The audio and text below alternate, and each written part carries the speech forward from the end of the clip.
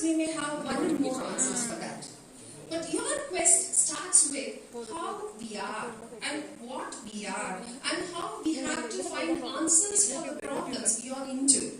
See, that is why we have many research departments. See, when there is a problem, people start researching about it and then they come up with some solution. So, the mother of invention is that necessity. That's what we have heard all this while. Right? So now we are in a situation where it calls for a permanent solution. We cannot be in fear constantly.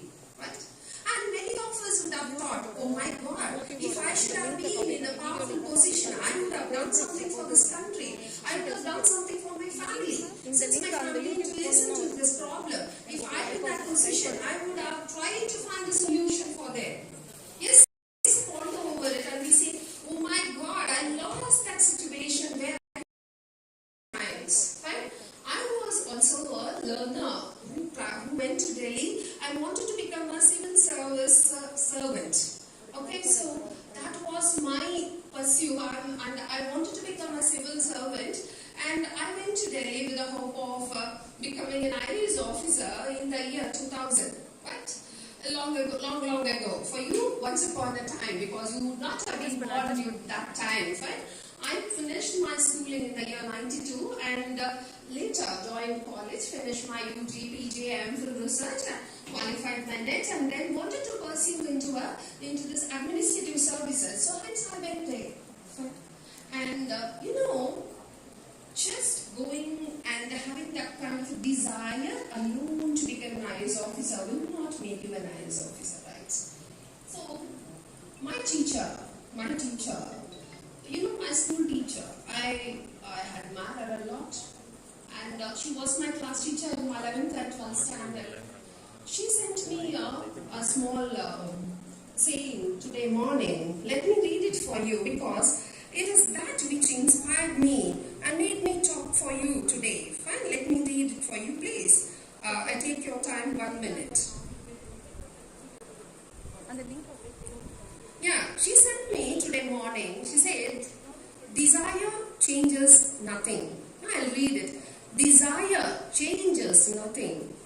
Decision changes something. But determination changes everything. I hope this is the crux of what we want to hear today. Fine? See, I had the desire to become. Did I take a decision? Might be sometimes. Right? But did I have the determination to change it? Then what I thought, okay, let it go. I'll become a professor because I'm already NET qualified.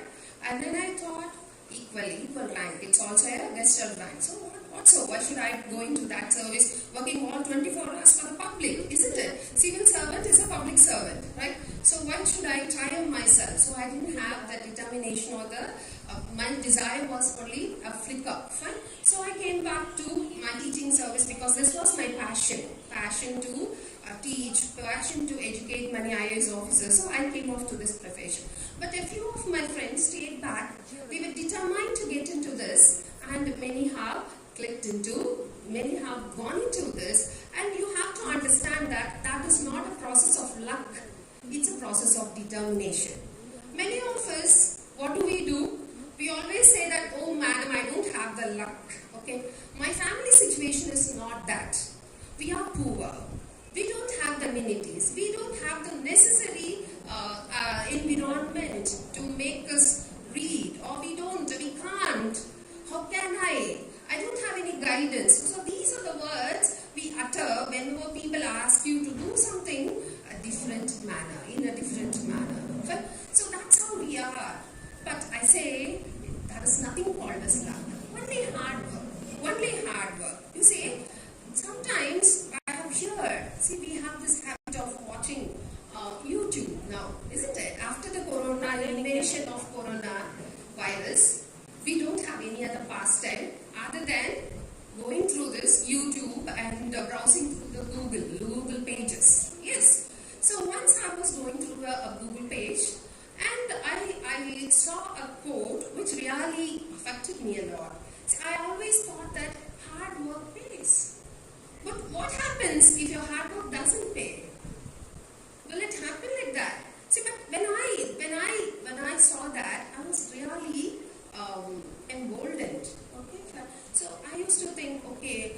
girl is beautiful. She has many talents. She, runs very fast. She talks very fast. She can talk so many languages. These are the talents. Fine. But I don't have any.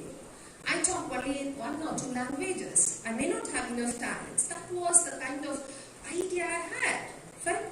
But later, when I went through these words, it changed my world. It says so. Hard work beats talent. When talent doesn't work hard. Fine? You have talent, but you don't work hard. So, where is the failure? The failure is in you. In spite of having so many talents, you don't work hard. But with no talents, if you work hard, you will definitely achieve your goal. Fine. So, that is the first thing we have to have in your mind. When we want to achieve a target, when we want to move on, you should have the idea to move on. If you stand in a place and keep on saying that I'm not able to move, I am planning to move, I'm waiting for a good omen, I'm waiting for a good day to move, that may not be possible. Tomorrow never comes. Don't leave anything for tomorrow. Fine? So that is what should be your first mantra, just to go on with your success. Fine. And I told you, trust in you. So next word is trust in you. Tomorrow is a myth. Today is reality. I'm trusting you. That is, then success is not an accident. And success is not in our mind. Success comes only through planned work. You have to plan it every day. It's like making idli dosa, right? You cannot make instant idli that tasty. Fine. You have to soak the rice, soak the dal, leave it for so many hours, then grind it, ferment it, leave it to leaven, and only after that you can add salt and bake it or steam it, and then you'll have very tasty idlis. Same like that. If you need a good delicacy, what you have to do? You have to prepare step by step. So that is all. When you are an aspirant to become a civil servant, you have to work hard, step by step. See, you should not go step down. See, it should go in a progressive manner, one after other, and the whole process should be integrated. See, for making dosa, you cannot go out buy some batter and say that, okay, fine, I have soaked this rice and mix this with the batter and make it. That's not possible. There is a proper process for that. See, that process is provided by people like Dr. Siddharth, Professor Siddharth, who can help us to manage how we have to prepare for civil service as such. So, people who have traveled in that, they have a good idea of what it is and they can help us. And sometimes we lose our time in petty things. Fine? So that is waste of time. When we don't concentrate on the very mean things of life, like we are egoistic, isn't it? Somebody says something, we are hurt, and we say, okay, I will not proceed my studies here afterwards. Isn't it? Don't we do that at home? If your father scolds you, you say, no, I'm not going to study this, right? So you should not have that kind of simple egos that will affect our growth. You be very simple. Be one with nature. Trust in yourself and don't trust in luck.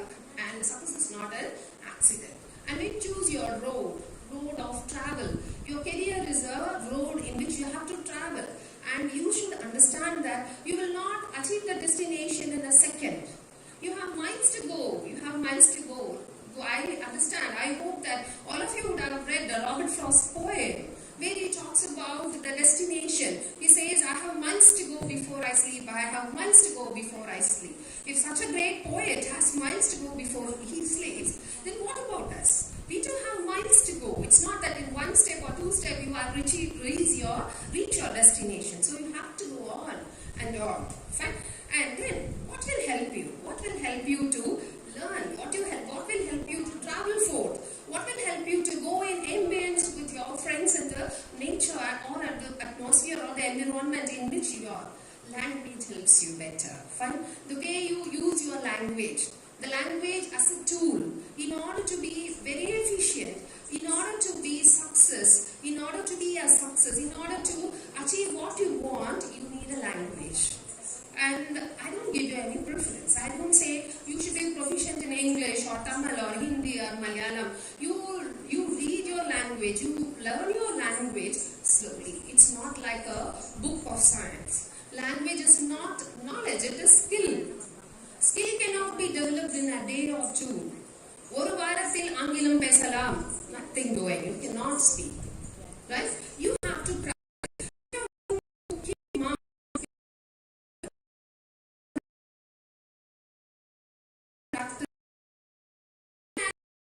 My language. That should be the question now going on in your mind. Am I right? Yes, ma'am, yes, I want to enhance my language. I want to improve my language. But how do I do that? Yes, for that we have many trainers. We have trainers. They can help us to train. They can help us to know how we have to be skillful. For example, a small work like tailoring a suit. Right? There you need a person to teach you. Though cutting a suit and tailoring a suit is a simple thing, we think. That's how we view. Right? Though it is skill oriented and you need a trainer. Right?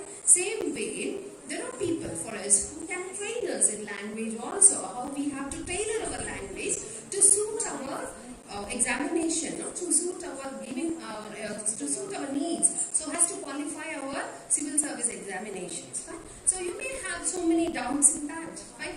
How we have to learn, how we have to go into for that, how to prepare. No, for everything we have an answer here.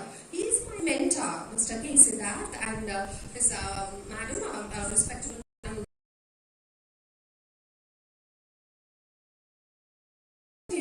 I'm not what I am today.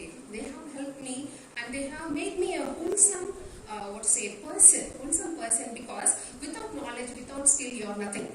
Though you dress up beautifully, you have many things to acknowledge, but without a proper language or a skill, you are nothing. And so it's they who have made me and my school teachers. I submit my credit to my school teachers this time, because if I leave this podium, if I leave this platform, I may not be able to give my credits to them. So I submit my thanks to them also.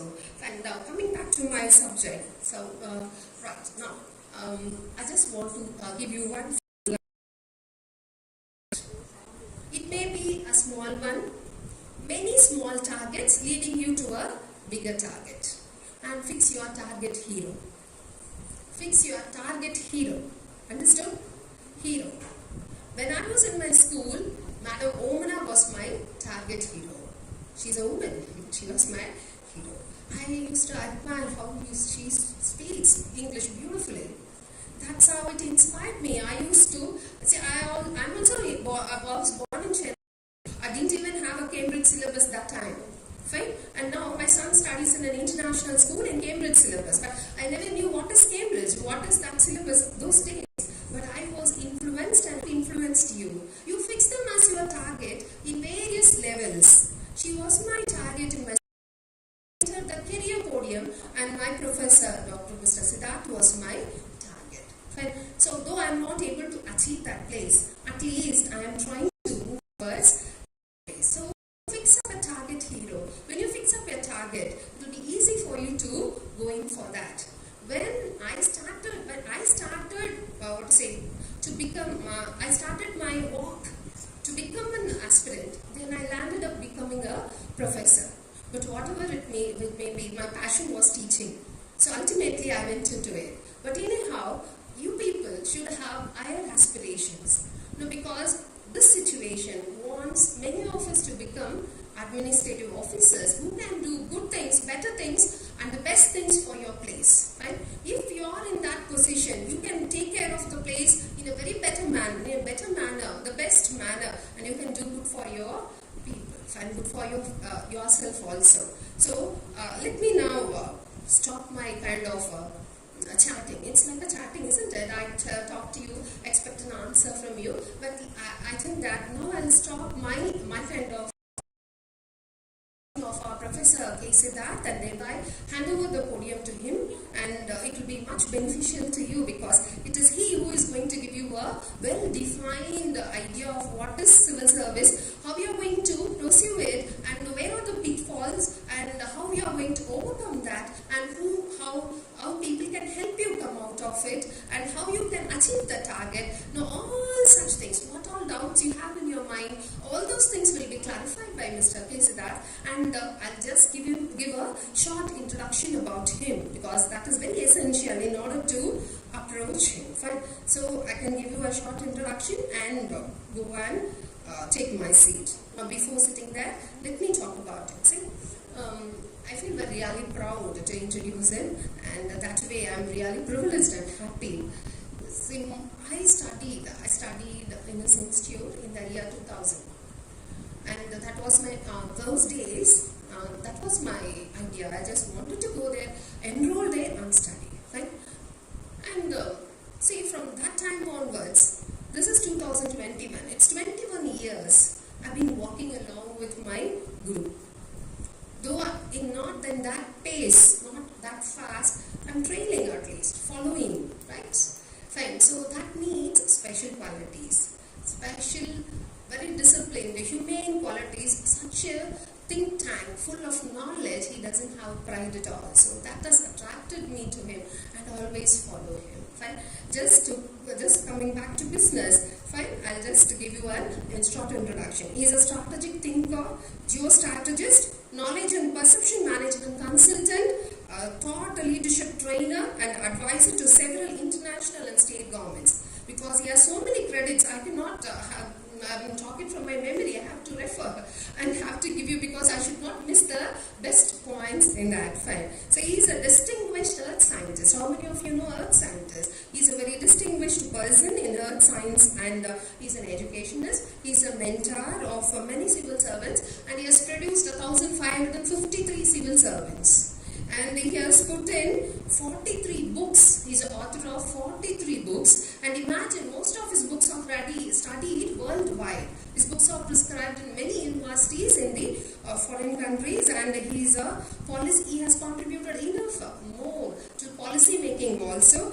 And he has done 116 research articles. And you can see him very often on the TV channels, where he will be discussing about the everyday life challenges and how policies can change in and bring in many changes. So he gives most of his advice to the government of India, government of Morocco, government of Maldives, and so many countries who come in for his advice. Right? And then to add to it, he is an international speaker. He has attended international seminars, and he has seminars in Frankfurt, Delhi, London, Bucharest, and this special topic is neo-colonialism and branding India. Fine. And he is an academician, and apart from this, that he is a paleogeographist. Right? And then he has many more credits to add on. And he is establishing, he has two aims, and at present he is following that. One is, he is establishing a repository of online knowledge by conversion of his 2,500 plus articles and converting it into multimedia chapters with use of virtual reality and documentary stories. See, that will be easy for the coming generation. You can approach that, and it will stay on as a record on the digital medium for others to get into that. And then his second work is establishing an online university based on the theme of skill and knowledge management, which will aim at providing complete career security for students. It's not for India alone, it's for South Asia, the whole Asia, North Africa, and Southwest Asia. Right? So his aim is very big, and he's the apt person to seek knowledge too. And with this small introduction, I don't know I have done justice or not, because he has so much credits. I have only said a few things to you, and with a big salute to him, I would like to hand over this podium to him, and thereon he will guide you into your career mapping. Thank you.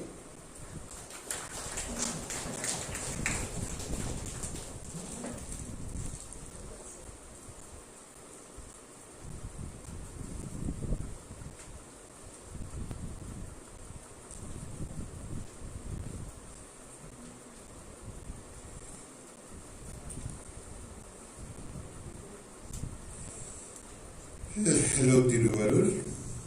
How are you? Now, it has been a very affectionate moment for me, essentially, because you know, some of your students go on to talk about you, and you find them growing up, and you have grown up as well. They're as mature and as good as anyone. It's always going to be a proud moment. Especially I thank you, and my talk with you has been made possible by Dr. Algan. I'm very thankful to him. All the people sitting on the dais, the principal, the founder of it, and the brain behind it, everyone who have given so much amount of respect to call me, and of course, this is the basic reason that we are in front of you. Well, I don't know Tamil, so it has to be in English. And only English because I don't know even a single word of Tamil as well, except for the fact that I can go to understand the feelings when you go to use those words and use those lovely words. Although I do go on to propagate and promote the world's oldest language and the most rich language in the whole of the world, everywhere. And not only me, there is the Prime Minister also goes on to do so.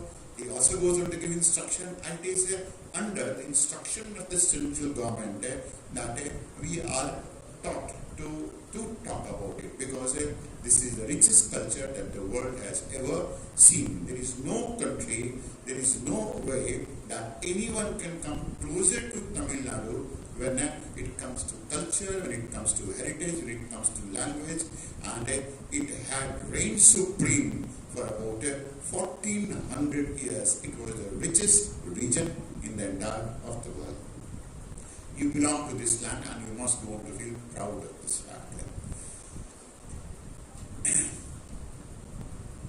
Well, civil services, when we're going to talk about it, we're going to make it very simple what exactly it is. Think of it. You go on to think that you have to do something, you want someone to administer your region, your country, your territory, or anything. So, what you do? You go to choose a person. Now, that person who is chosen, that is going to be through election. So, he finds himself in either Chennai for you, or he finds himself in Delhi. That is, these are the two ways in which you want to choose a person. You ask a person to represent you in the central government or in the state government. And you have given him the mandate to talk about you, to take care of the interest. Not everyone is going to take care of your interest. He has been given. Supposing you have mandated a person, you have given a power to a person, that is, you can go on to think about me, think about us, and I go on to give myself in your hand to do good to me. Then how exactly that he is going to do that? What he will go on to do is that he will go on to have some people through which he is going to be implementing those policies. Let's say someone has promised you that they will go on to give you cows free of cost. Right? Someone has promised you that they are going to be giving you all of you people laptop. Then who will go on to actually implement this thinking? The person who is going to be implementing this thinking is civil services. So he is an executive, and then there is bureaucracy. Bureaucracy's task is to implement it. So let's say if anything goes wrong in implementation, it is not the politician to be blamed, it is the bureaucracy to be blamed. We are wrongly going to blame the poor politicians because they are not implementing it. If something has gone wrong with your COVID and the management of COVID, the person who is to be blamed is the civil servant, not exactly the politician, because they are doing all the good in this case. Now, whether whatever civil servants are going to be doing is good or not, it is in accordance with the law or not, or whatever politicians are doing is good or not, in accordance of law or not, is taken care of by the court. That is the judiciary. Now, these are the three branches that run the whole of the country. But then the power rests in whose hands? People. You can go on to make anyone powerful, you can go on to snatch that power from them as well. It's completely up to you. So, if the government is good, it's because of you. If the government is not good, it's because of you. You deserve the government that you choose. As simple as that. So, civil services is all about implementing the policies of the government. Now, to get into this type of civil services, normally people go to think it is going to be a very, very difficult job. It's not at all. It's not at all a difficult job. Largely because if you go on to take a look at it, how exactly and who are the people who have qualified, I just want to give you an example. A person who has been a gatekeeper, his daughter qualified. A person who was living in slum, they never had even a rooftop on the top. His daughter also qualified and got third position in the country. Imagine a conductor, a truck driver, a bus driver. Now these are the people who have qualified. And you also imagine there has been certain boys, certain girls who have been working in hotel as a waiter. That means taking orders, what to eat, what not to eat, and they were studying as well. They have also qualified. Now you cannot go to imagine that there have been some people who have been on railway station and their task was to see whether the railway station is going to be cleaned or not. Even they have qualified. You will imagine that there have been people who have been coolie. People who go on to take your products from one place to another place, coolie. I hope you know this word, coolie. Right, quota that we're going to be calling it in English. They have also qualified. That means anyone can qualify for this examination. But why exactly some people qualify and some people don't want to qualify at all? Now there are some traits of it. There are certain reasons behind it as well. To begin with, some people go on to think mistakenly that it is this examination is going to be for a genius. It's not. Genius people are mad people. They don't want to appear in examination at all. They don't study or are mad, passionate. That is what you want to be. They have never had any type of a formal education. You're going to pick up hordes of people, hundreds of thousands of people, and the people who have been most successful, people whose products you use, whether you use a mobile phone, whether you're going to use a computer, whether you're going to see a satellite, whether you see anything,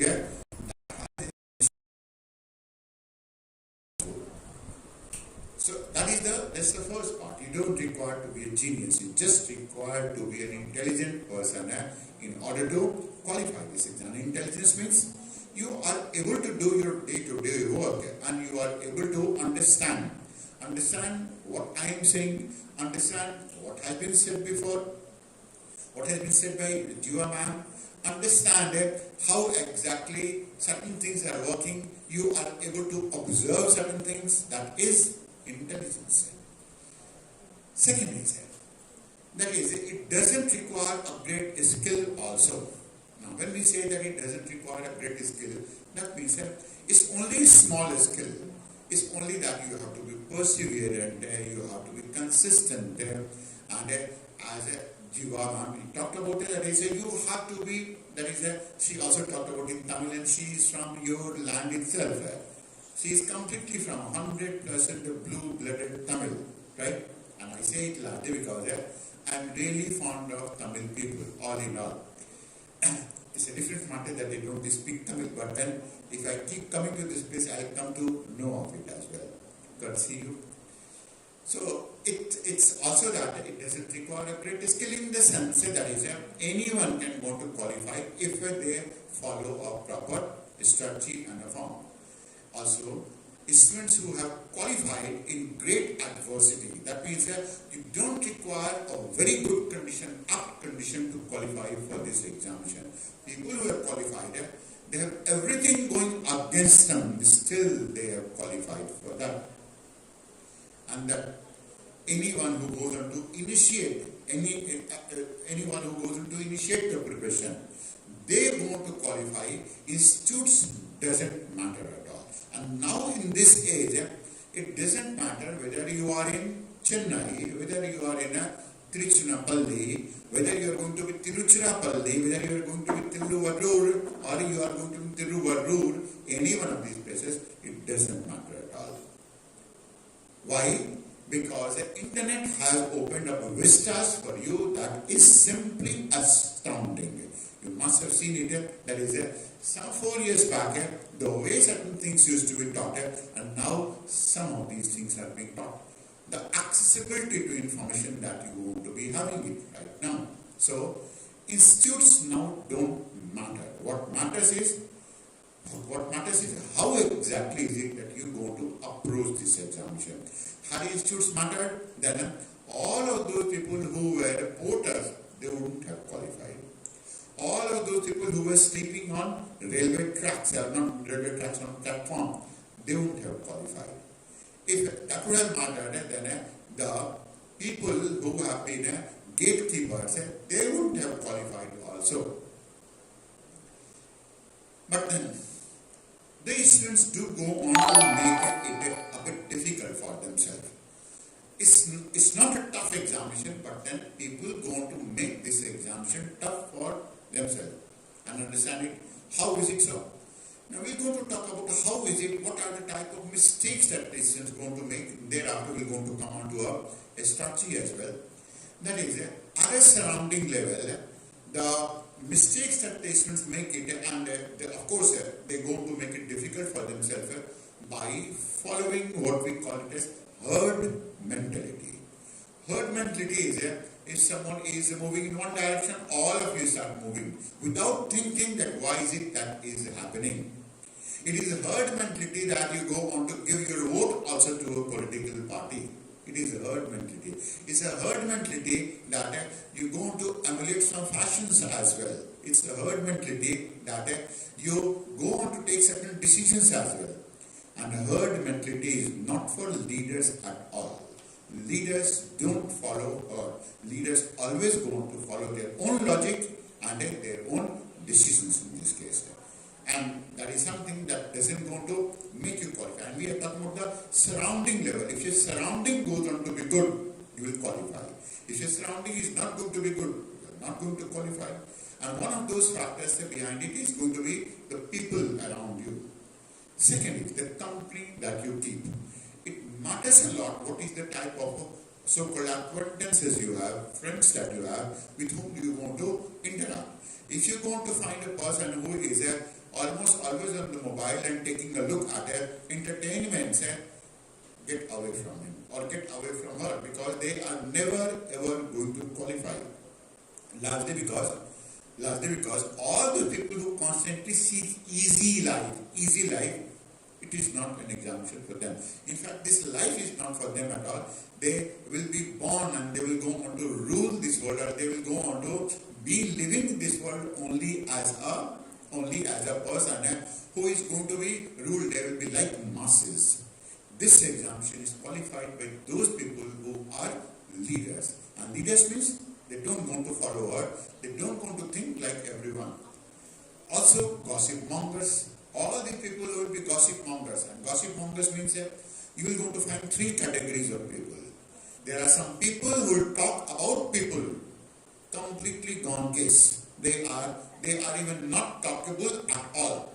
There will be people who are going to find that they are going to talk about everyone. Your chief minister, the wife of the chief minister, then his children, the girlfriend of their children, everyone. And then Prime Minister Modi and what he is doing without actually knowing what is happening. Without actually knowing. There are gossip mongers in this case. They will talk about films, they will talk about cinema, they will talk about actors. And maybe that you're going to find that you're going to have people who will go to talk about Mr. Rajnikant in this place, and you will be thrilled, well, what exactly is being talked about. Some will say that his age has decreased from 74 to only 34. And you say, yes, it can happen with him. Of course, a lot can happen with him. This is what exactly is talked about. That is gossip. Away from gossip. That's another. And the last of these people are going to be negative minded. They're going to find a criticism in everything. And you are going to find these are the type of species. You're going to find that anything that is being done, maybe by the government, maybe by the people, maybe by the chief minister, maybe by the prime minister, you are going to be criticizing it. And criticizing it without actually having known it. Now just think of it. I mean, we are only talking about the logical part of it. Any type of policy is made not by one person. It's not that if I happen to be the prime minister, tomorrow morning I decide, well, this is what we have to do. No, it doesn't going to run in this manner at all. How exactly decided? It is decided by a group of people, 1200, 1300. They will go to take a ground information, process it, what can happen, what is not going to happen, what are the implications of it. So it's not one person, it's a whole of people, 2,000, 3,000, 4,000 before any decision is going to be taken. But do you going to criticize all of those people who have implemented it or who have made it, or you going to criticize one person, maybe your prime minister or the chief minister of the region? You think yourself, what exactly is it that you're going to do? If it is that, you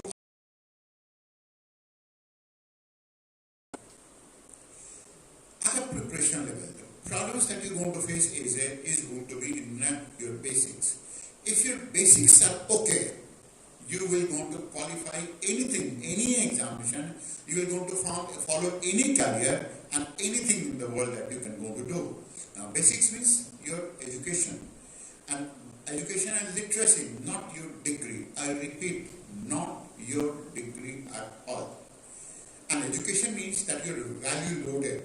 Education doesn't mean that you have information. Education doesn't mean that you have knowledge. Education means you know the process of coming to or bad. You know what is it, the decision that has been taken that is going to be good or bad. You're also going to know that some of these things that have been done by maybe the government, maybe by anyone, that is going to benefit you or not. Not exactly that you become judgmental and you go on to pass an opinion. You're going to find many people who are going to pass an opinion. This examination, this services is not for opinion propagators at all. It's not for those people who make opinion and who propagate it, because they are the weakest people in general. So the basics means that you have to have a good language. That means you can go to express it. Basics means that is your school level foundation is super solid. Not only solid, very, very, very solid, very good. Basics means that you have a literacy level as well. You can read and write anything. And also basics means that you can come to a process of logic. We are talking about the process of coming to a logic, not only logic. Everyone can want to think that they have their own logic, but that is not going to be so. Now, process of coming to a logic means that you can want to pick up a variety of type of examples. I want to pick up a small example in this case. There is a festival in Tamil Nadu which used to be celebrated, which is celebrated, but that has gone to become very controversial. I hope you know what I am talking about, Jallikattu, right? Why? Because it is against animals. Agreed? Now, if it is against animals, then yesterday more than 10 million animals have been killed. Is it not against animals also? That's the process of coming to logic. Why is it that it should be one yardstick for one another yardstick for another one? That is also torture. You go to kill an animal. Now that animal also has a right to live. That animal must go to exist as well. That animal must be having a baby also. And if you're going to find that one animal loving his baby and then you're going to snatch it and then go to kill it, of course, there is something that is logic. Now, we are not saying that is what is right and what is wrong. We are only talking about that. If that is being talked about, then you should be having your own logic of coming to a conclusion, the process of coming to a conclusion. The third part is you require to have a customized preparation. If you're not having a customized preparation, that is going to be difficult. And what the students don't going to be having it. Why? Any student who is from physics, he will study differently. Any student who is from history, they will go to study differently. Anyone who is from economics, they will study differently, because you cannot have a similar type of preparation and a mindset for a student of physics, a student of economics, a student of English, and a student of history. All four will require a different form of preparation all in all. You cannot go to find a commonality in all of these preparations. That is not done. For example, maybe that there will be some people who will require a coaching. There will be some people who will be independent, and there will be some people who will going to do a lot of things independently as well. That means without going to any type of institution. There will be some people who will going to mesmerize the examiner with their language. There will be some people who will mesmerize with logic. There will be some of them who are going to mesmerize with information. There will be some of them who are going to mesmerize with the presentation. They are going to write it so well. And there will be some of them who are going to do it with diagrams. Now, all the four will qualify, but then their preparation is not going to be of the same type. So, you must go to think that in any manner, everyone is prepared, anyone has prepared, you do not require to imitate that, you do not require to copy that. People who copy, they are most worthless people on this planet.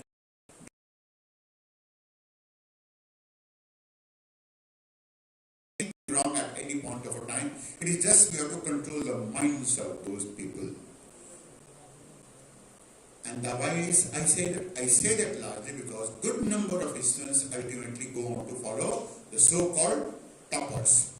And imagine if there is a topper who has been from IIT, he has been a student of electrical engineering and mathematics, and you are a student of history. He says that I studied in this manner, I studied this way, I studied that way, and you start following it, being a student of history, you will be out. You will be out of the race. This is largely because for every candidate, every person is unique, every person is exceptional, every person is extraordinary. Do you know that everyone is born with 5 type of qualities which goes on to be completely extraordinary? It's not going to be found in me. For example, some of these 5 qualities that will be found in this lady sitting on the front, some of these qualities that will be found in the gentleman sitting behind on the last bench. These type of qualities will not be in me at all. Not at all. You have to identify what happen. No one will going to respect it at all. At SHC level, therefore, that is going to be the 6th is going to be at the preparation level is going to be strategy. So we have been talking about what exactly inhibits a person from qualifying in the examination. We talked about the company, we talked about the people. The second is we are going to be talking about preparation, and it is in preparation that we say that you don't have to follow the toppers. Of course you can follow that, but they are inspiration. It's not that they are the one who have to be completely copied. The last part in this case is going to be strategy. Now, a strategy means how is it that you're going to strategize your preparation? If you don't want to be having a strategy, there is no way that you can qualify. There's a saying. A saying is that an idiot with a strategy, with a plan, can anytime beat a genius without a plan. So you require to have that part. And of course you have to make it with people who understand you. And that is far more significant, understanding you. So let's say if I happen to have understood you, then you should be making this strategy with me. If I don't understand you and you make a strategy with me, it's completely gone. That means you will find yourself in real trouble of sorts. So strategy means the first part is going to be how to study, what to study. Now how to study and what to study means you have to have a good choice of books. Now one book that may be helpful to me, that may not be helpful to you at all. Largely because maybe that I am fond of a very compact language. You are not fond of compact language. You require a simple language. Maybe that you require a very interesting presentation. So there will be 3 books, one for you, another for another one, the third for me. Now all the books by and large carry similar amount of information, similar type of information. All the books go on to carry that part. So it's not that any book that goes on to talk about, let's say, why is it that this place is going to be so windy? It is one of the windiest places in the whole of the country. Why is it so? The reasons will be very simple. This is the time of the monsoons and it goes on to get affected by both of these winds. One of them coming from the Arabian Sea, another coming from the Bay of Bengal, which enters into this region through Nagapattinam and then it goes on to go forward. That is one. In all of those places which has been covered by, let's say, something like Eastern Ghats, they will not be having such type of a windy location at all. That is going to be one reason. So, one book will go to explain it, another book will also explain it, the third book will also go to explain similar thing. The powers of the president, all the books will go to explain it in the same manner. The language of one of the book will go to suit you, another book will not suit you in this case at all. So, you always have to pick up those type of books that are going to be significant because it has to be completely customized. Now, this is what exactly that you have to prevent following at what you call as preparation level. You have to have your own choice of teachers. What type of teachers, what type of books, what type of institutes. Now, having said that, we come to what are the traits that you require to qualify for this examination. Trait means a characteristic that you should go to have it for the purpose of qualifying for this examination. The most important trait, you can go to think of it, the most important trait for anyone is going to be personality. A person who doesn't going to be having a personality will never ever qualify for this examination at all. And personality means we are going to be talking about attitude. Personality means we are going to be talking about whether the person is very subjective. Subjective, that means he will going to have an opinion about everything or not. Or objective means he will be able to classify several aspects differently. That is going to be one of those type of personalities. Second is it that the person has an ego or is it that the person has self-esteem? Now both of them are different.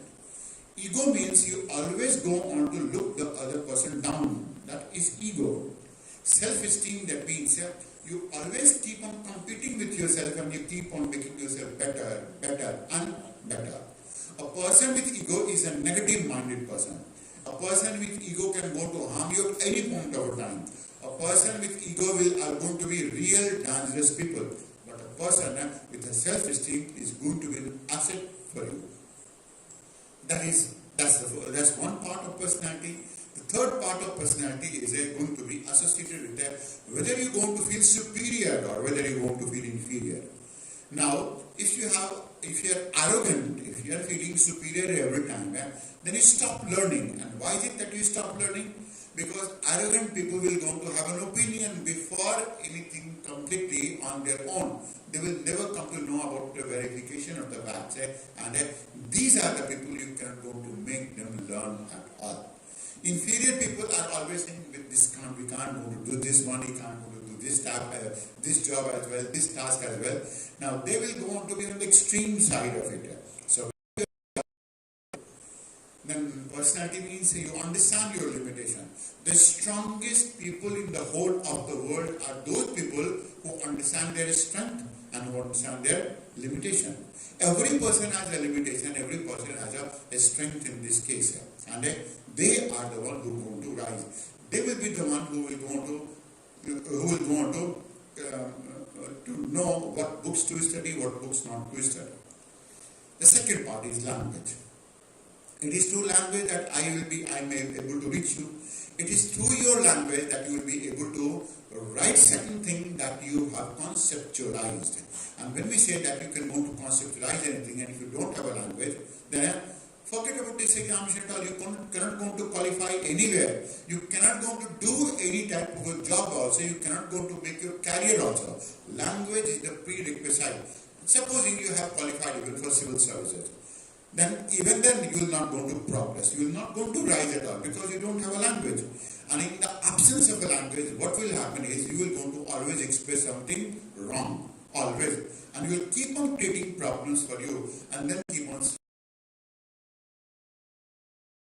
You know a fact, that is information.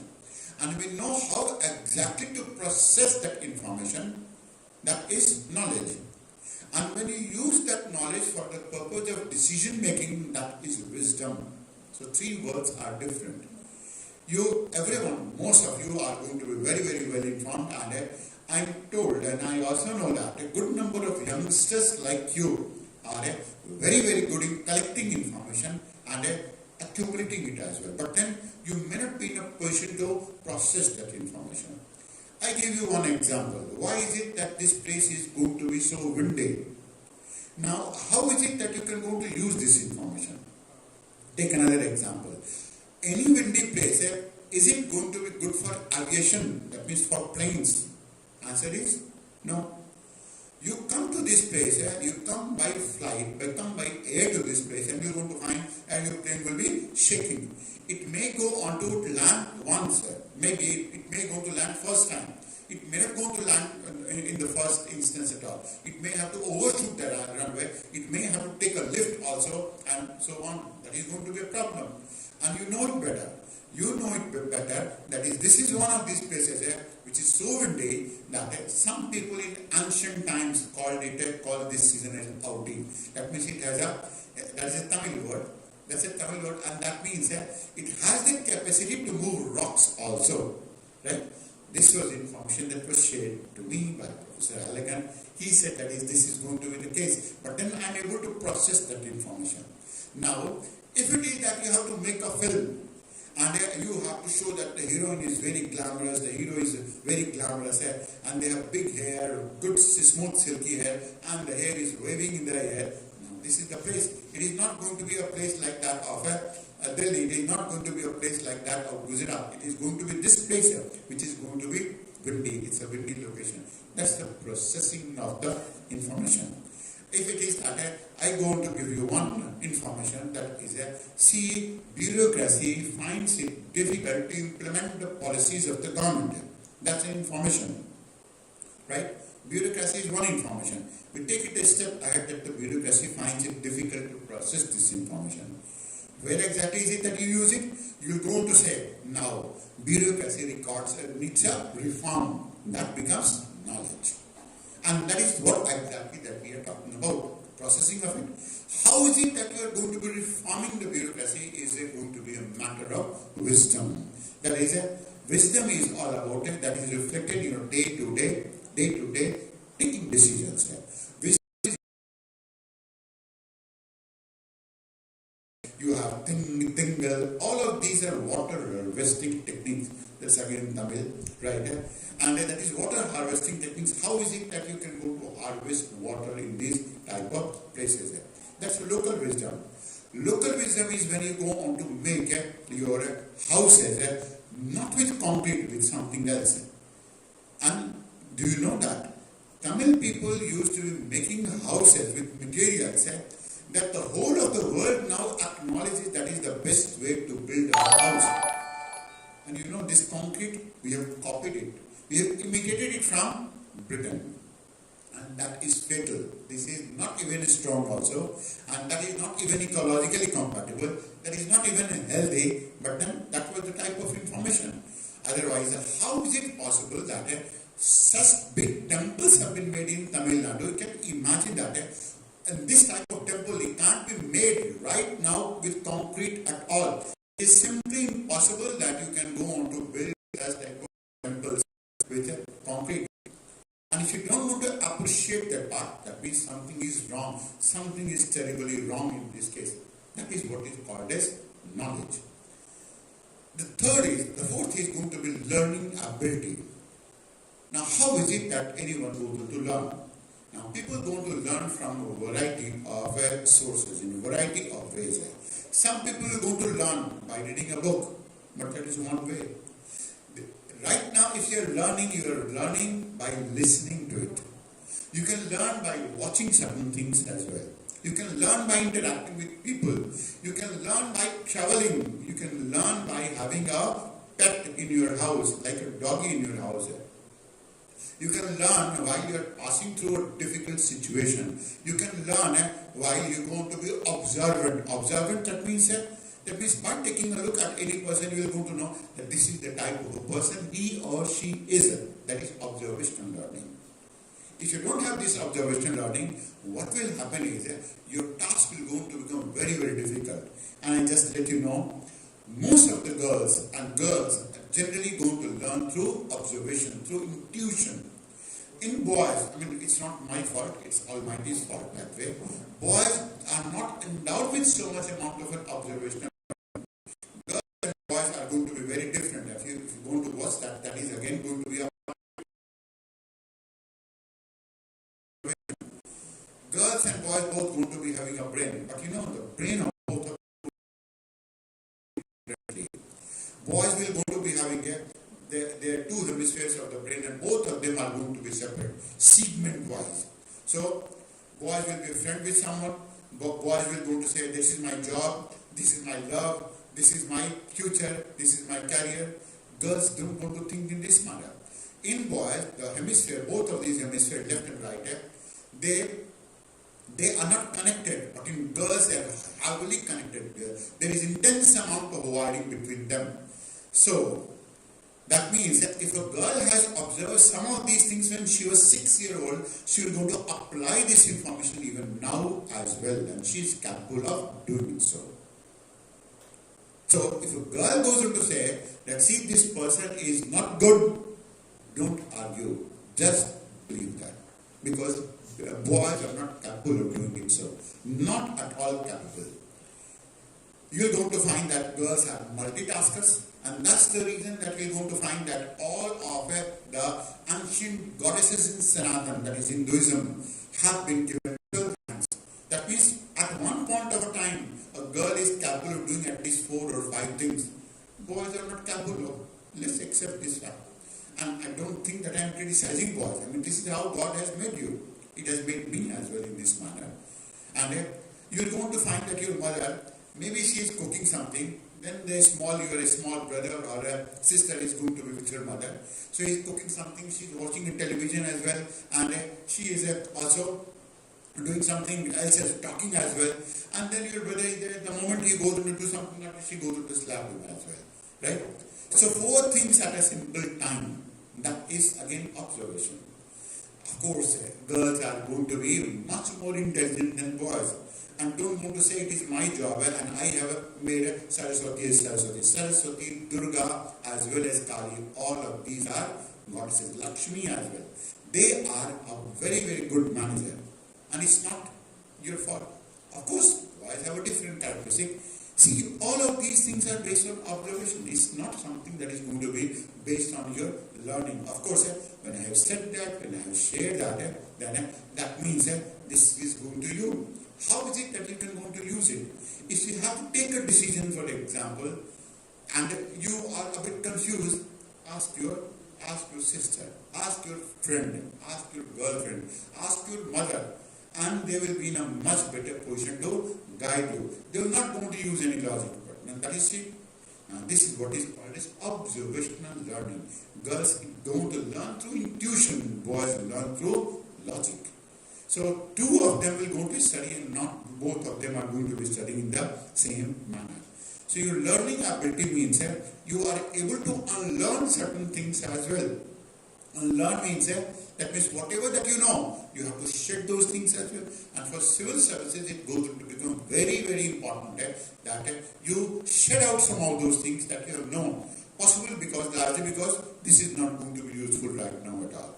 Learning is going to be as significant in this world as unlearning. That means your ability not to learn and your ability to forget some of those things that you happen to know. And this is the reason that you're going to find in civil services a good number of students, they may be having physics, but what is the subject that they're going to take? They take something like history, they take economics, they take geography. I am myself from physics, and my specialization is in earth sciences. It's completely different because I have learned. And right now my research is going to be on what exactly has been the wrongs in history of India, and there have been terribly so many things that have gone wrong, and how exactly to correct it. This is a project on which I am working. So that is on history. And my way of a study goes on to be interaction with the people. I don't want to study too much normally what people can go to think of. So this is a learning ability. The sixth in this case is hard work. Hard work means, of course, that means you don't have to work for something like 16 hours a day, keep on studying, keep on studying, keep on studying. I'm going to become a martyr, studying only. Now this is something that will not going to happen. Anyone who is studying, anyone who is working hard, even a rickshaw puller goes to work hard, even a bus driver goes to work hard. You are not want to qualify for civil services to work hard, and by working harder, you are to qualify for the civil services examination by working smart. If you are not to make it smart, shame on you.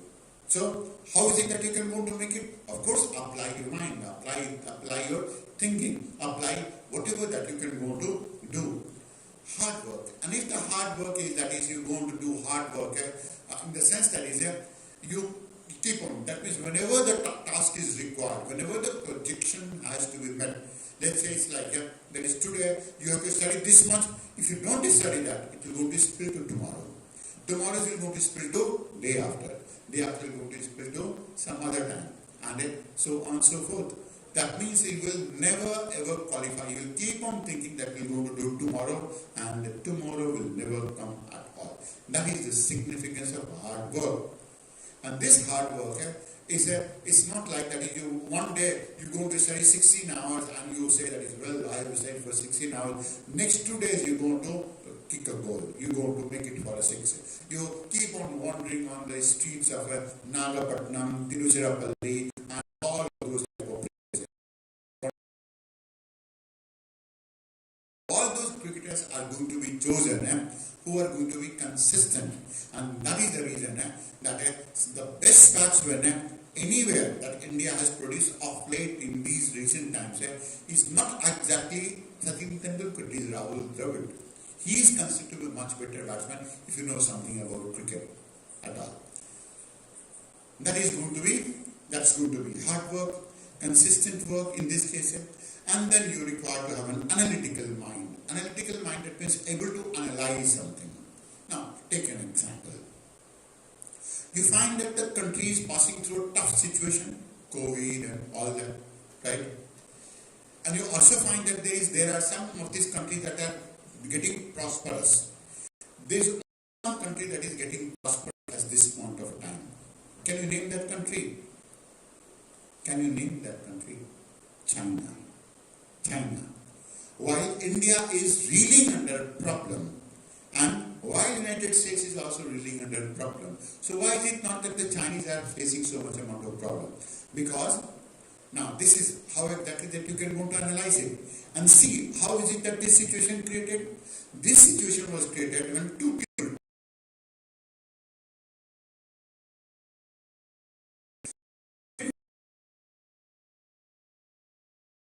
was created. See, after any country goes on to get affected by this virus, I will go to occupy that territory. I will go to control that country. I will go to subjugate that country. I will demolish that country. These two people who were businessmen, they said that we are not going to be doing anything. We will go to earn money by making vaccines. Right? It's simple. And that is what they are doing. And in India, these companies who were trying to insert their vaccines that was resisted by India, that was resisted by the Prime Minister, and you know what they did? They inserted this infection in different people by making certain type of nodes, by making certain type of nuclei. So all this spread that you're going to say, it's not man-made. It has been actually created, and created by a country that has a nefarious design. Now that is analysis. If you are able to understand it, you will know to understand it better. Maybe that you're going to blame your government and you can go to blame anyone for that purpose, but then that is a design. Now that comes only through your analytical mind. Unless you are able to analyze it, there is no way that you can go to take it forward as well. In this case, also analysis.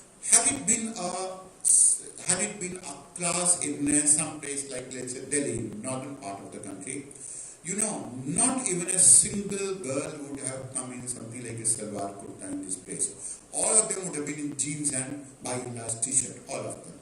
Now that means you still going to value your culture. You still are rooted into this place. And anyone who goes on to value their culture, they are always going to be far more better than anyone who is not able to do it so. That shows that you have a personality, because you have not been swayed by the same advertisement that people in North India, East India or any of these places can go on to listen to. Right? You have also seen the same thing, but you have maintained your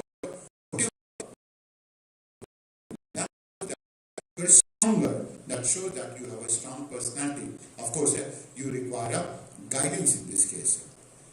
So that is analytical mind. That is how exactly that you are going to analyze it. Observant.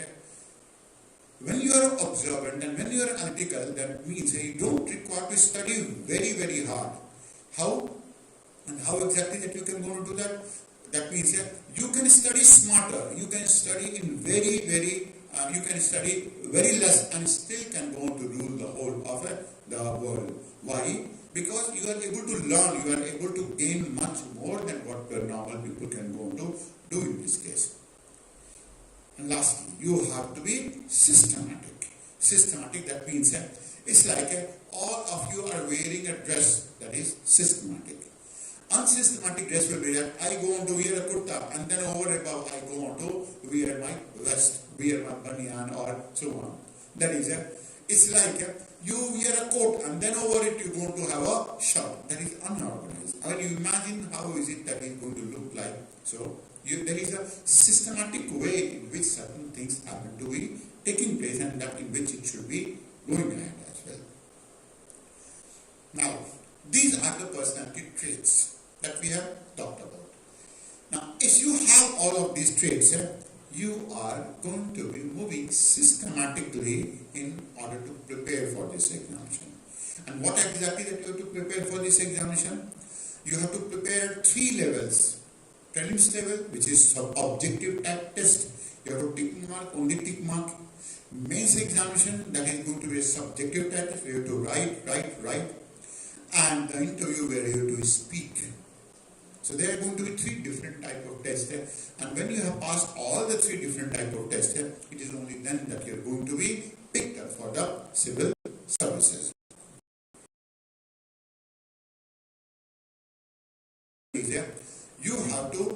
You have to know how to write an essay.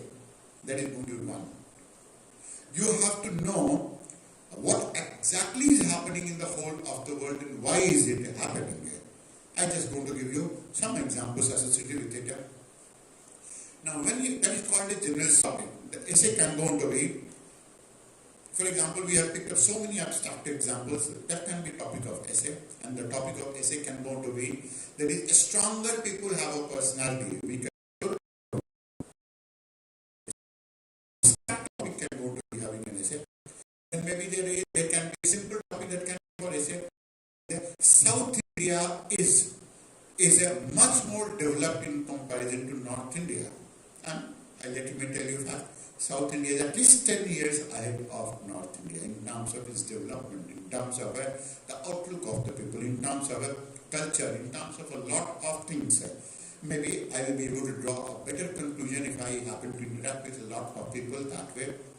That can go on to be another topic of an essay.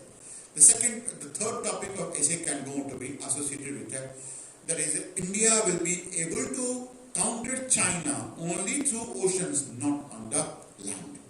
That means you must have known, and this is the seat of it. This was the place where the Chola, Pandya and the Chera kingdom used to be ruling the whole of the world. And the extent of this kingdom used to be, I hope you know that is up till Indonesia.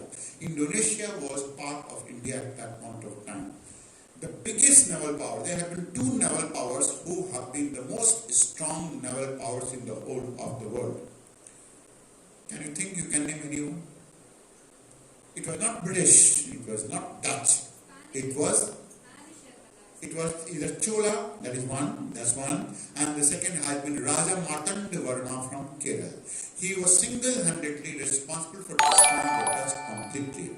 But then you don't study these things in your books largely because your books have been doctored so that you don't go to take pride from your culture, from your heritage. And of course, this is something that is going to be worked upon now, that is being changed also by the central government, because all the history that you study, and you will be surprised to find that all the history that you studied is completely wrong, because the right history never reached you at all. Now, something of this sort that you must go to know. So essay can be such type of a topic.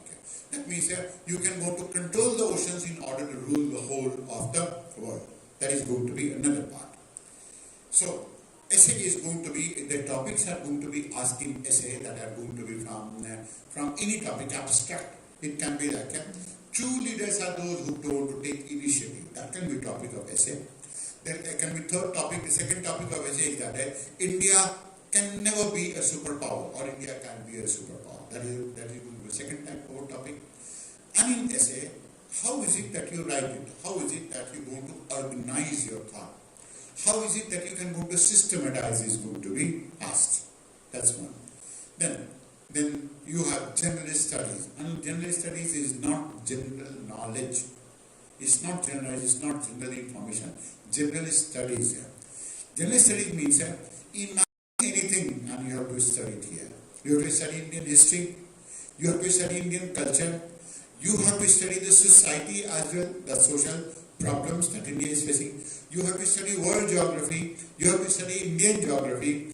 You have to study Indian polity. How is it that the polity functions, the parliament functions, the government functions? How is it that the whole of the country is going to be ruled?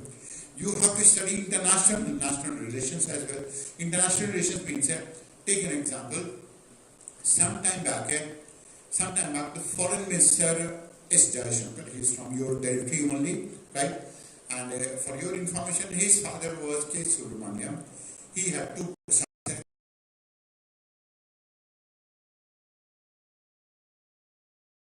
called Georgia. You may have known the country, Georgia. It was part of Soviet Union some time back. Now, for information means it's a visit. Analysis means that means going deep into international relations means that is it that India is trying to develop a relationship with Georgia? Answer is no, not exactly. But India is going to show to Soviet Union and Russia that see, if you're going to support Pakistan, then we're going to support Georgia. It's like a balance. That is check and balance. Because Georgia is what Pakistan is to India. Georgian people are enemies to that of Soviet Union. That is the reason. That is international relations. Now, why is it that the Indian Ocean is so significant and any control over Indian Ocean is going to be giving you control over the whole of the world? That is also part of international relations. So this is first two paper. The first paper was history. Of course, in the first paper, is going to be world geography. World geography means what is happening where and why is it happening. Indian geography is something like why is it that the monsoons originate? That is Indian geography. What is the impact of the monsoons on the people? That is Indian geography. World geography can go to mean why is it that Dubai is rising so fast? That is going to be world geography. What is an aviation hub and things like that. Then the second paper is Indian polity. How is it governed? What are the powers of the president? How is it that the president goes on to control the region? How is it that the prime minister goes on to behave? How is it that it should go to do it? Is it that prime minister is a political post or is an executive post? Some of these things are Indian polity and then international relations. The third paper is going to be having Indian economy, world economy, Indian and world economy. And at the same time, it also goes on to be having a science and technology, environment and disaster management. Science and technology, environment and disaster management. That means, is it that this place we are talking about here, that means in the southern part of the country, was as good as some time back? Now, I'm coming to this territory after some amount of time, and I see that it's very, very dirty. It's very, very, very dirty. I have lived in this territory and I know how clean it used to be. It used to be a heaven of sorts. Now this heaven is no more. So of course there is going to be one component associated with it, that is the degradation of the environment that has taken place here. That is environment. Disaster management means, for example, you must have experienced cyclones, tropical cyclones, and the wind speed can go to be 150 kilometers, 200 kilometers per hour. And you know that is Nangapattinam nearby is one of those areas which had borne the brunt of these type of tropical cyclones, which move on the land at a speed of 240, 220, we were 280 kilometers per hour as well. There have been some of these cyclones that retreated, like Tuate, that took place just some time back. Right? These have been on the western coast. Now, western coast has started experiencing more and more tropical cyclones, and that is a cause of worry for us now. Anyway, that goes into disaster management. So, what should you be doing for the purpose of trying to help people who do not want to get affected by such type of disaster? Something that is impact of COVID on the coming years in terms of production and productivity. That can be a topic in Indian economy. Why is it that in these areas, in the whole of this region, it is going to be an automobile hub? And you know this place, you're going to find in Tamil Nadu, you have automobile hub and automobile centers like Sriperumbudur is going to be there. There is one part. Hosur is there. Hoskote is going to be part of it, including some of these portions of Karnataka as well. At the same time, then Valluvar is going to be another part of it. Chennai is there. Salem is going to be there. All of these are going to be automobile hubs. They're going to produce so many vehicles in this season. Why is it so? And what will be the future of the automobile? Is it that we are going to introduce a solar car, and what will be the impact of the solar cars as well? That is the third paper. The fourth paper is going to be about ethics and integrity. Ethics and integrity. That means that it is to check whether you are ethical or not. And you may go to think that you have studied it, but this is one paper where whatever that you're going to feel is going to come out. You cannot go to hide yourself. This train is going on its track. And there are some people who have organized protest. So what's country, and it is a daily event in the northern part of the country. If you are not feeling good, you are going to stop a train. And not only that, you are going to find that the train drivers also break the law. If the train drivers go on to feel like going to a washroom, they are going to stop their train. Imagine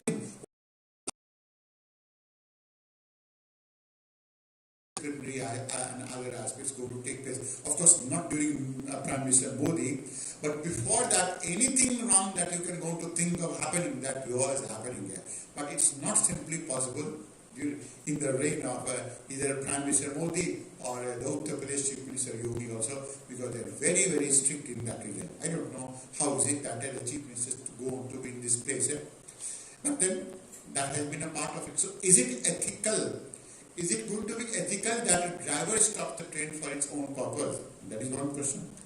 Maybe you can go to extend it. That is, the train has been stopped, and now there is a district magistrate who has been asked that is, you are going to take care of it. You are going to be a part of the district magistrate. So what the district magistrate should go to do is that the crowds going to disperse, and after having dispersed, they will allow the train to pass through. What should he do?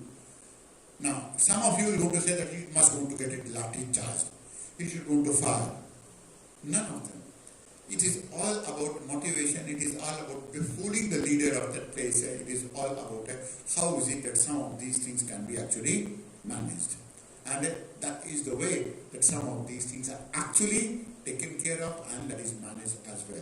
That is ethics. It's like ethics will go to ask you, what is the difference between liking someone and loving someone?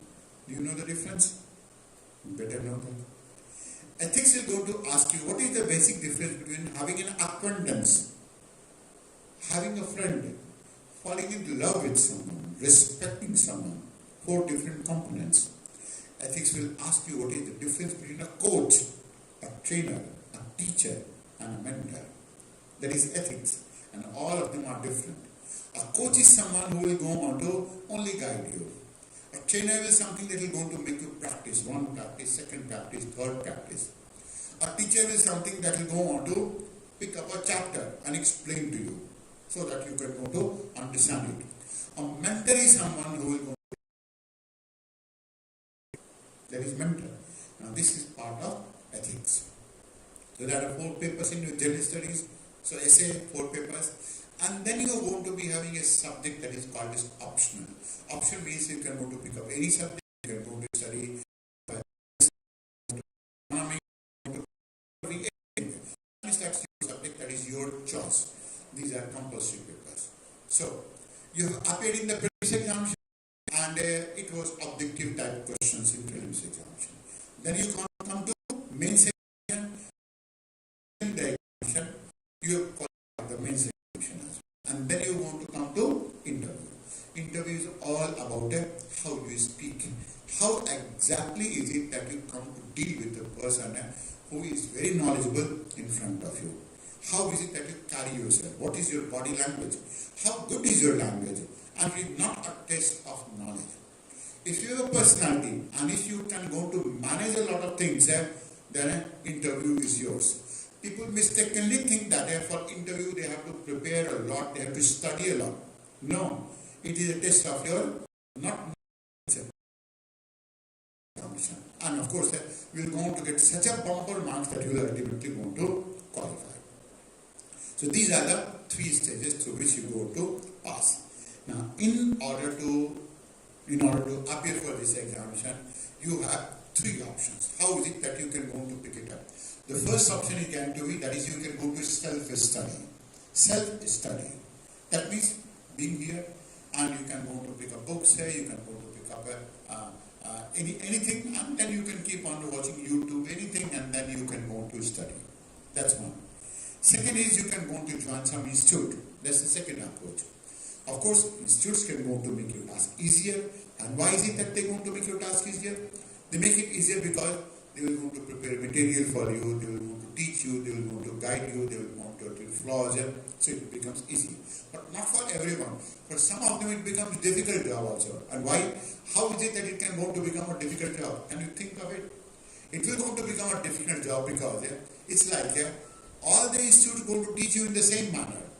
And if you're not attuned to that, then you will be devastated. It's like I'm a vegetarian and someone goes to give me a non-vegetarian food. It's like I'm an Indian and someone asks me to lead a Western style or Western lifestyle. I will not be able to adapt itself.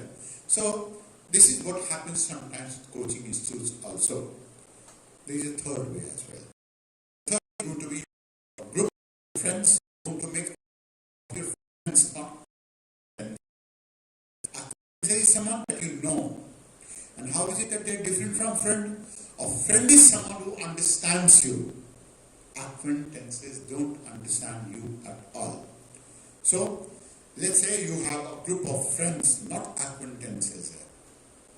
And then you start preparing it. So they will going to point out flaws in you, they will going to correct you, they will going to study, they will going to motivate you, and so on, so forth. That is how exactly it will go to. These are the 3 ways. Now, if you are not joining any institute, then you have to pick up books yourself. That decision has to be yours. And mind it, if you are in a coaching institute, the coaching institute will never ever refer good books to you. Why? Because they use it themselves to teach you. If they start referring good books to you, then of course, why is it that you are going to go to coaching institute? And all the good books they will go to criticize only. They will not want to refer to it at all. That's because coaching institute after all is a commercial organization. Only few institutes can go on to help you guide it in the true manner. In actually the manner in which you are to be guided by. Okay. That goes on to be another component associated with it. So you have 3 ways in which you can go to do that. And after, let's say, you are preparing for this examination, preparing in such a manner, is what we are going to be calling is prarabdha. Prarabdha means that is your luck. That is going to be something like whatever that you have been getting the fruits of the so-called karma. That is prarabdha. Second is purushartha. Purusharth is going to be all about how much amount of an effort that you can go to make, how much amount of hard work you keep on doing work, hard diligently, and so on and so forth. That is Purusharth. The third is Kal. Kal is time. That is, if you have a bad time, no matter what is the condition good to you, you will always go to be proper. Just imagine one part we are talking about. That is, we talk about airlines. Now you know the airlines business have completely got devastated because of COVID, because no one wants to travel by air travel. It is only recently that this air travel has started. What was their fault? Nothing. It was time.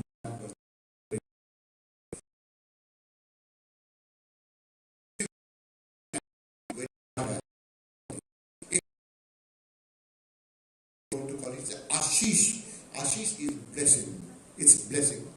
If someone goes to bless you, no matter what, it reaches you, and forget about logic, forget about anything, you will qualify for the examination. And you have to keep on counting on the blessings in order to qualify for it. There is no way that you can go to control your time. It can be bad time or good time. So this examination, as we said, is simple enough. It's not going to be too difficult. It is going to be simple enough in this case. And when we say that is going to be a simple examination, we basically going to mean that is it's just goes on to be requiring to take care of your personality and the basics. A lot of things can go on to change with you. That is what exactly that we are trying to tell you in short. In short, what all that you can go to think of and how is it that you can go ahead with it. But then let's say we have talked about it, we'll always go on to think that you are going to be having some questions, you will ask a question, and it is these questions that will going to make you what you are going to be. Right? If you don't ask a question, then of course you will be having, and if you don't have a question, that is bad. You must go to have a question, you must go to have a query, you must be having some type of problems and issues which you are able to understand or not able to understand, and that is going to be important for you. Right?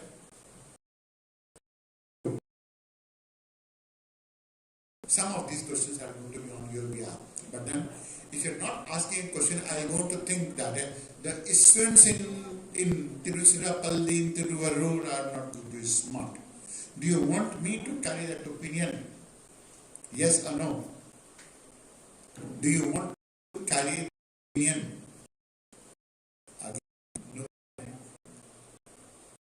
You don't speak at all, or what? Someone has prevented you not to speak. So, what are the questions you have? Each you have.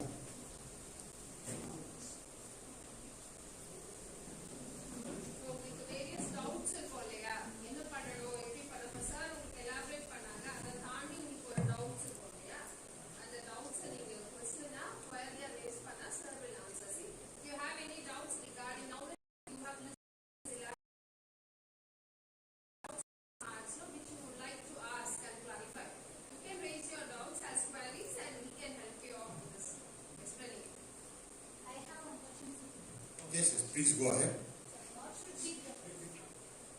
What should be? First step for preparation, sir. Sorry? First step of your preparation can be?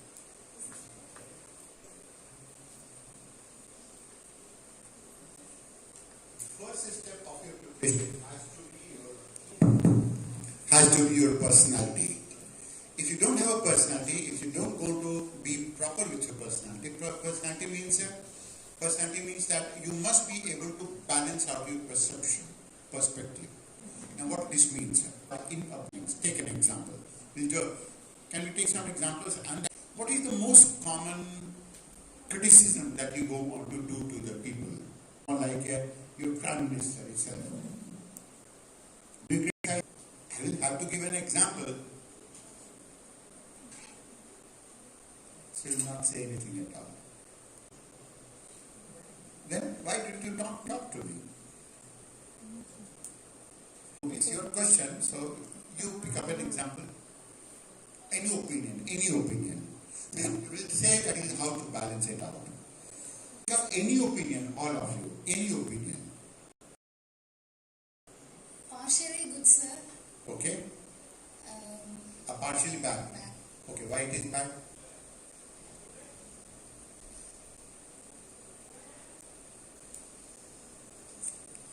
You must be having a reason why it is bad.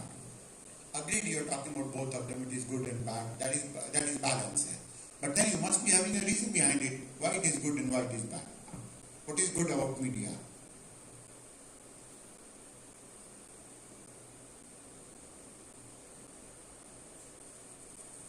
Again called.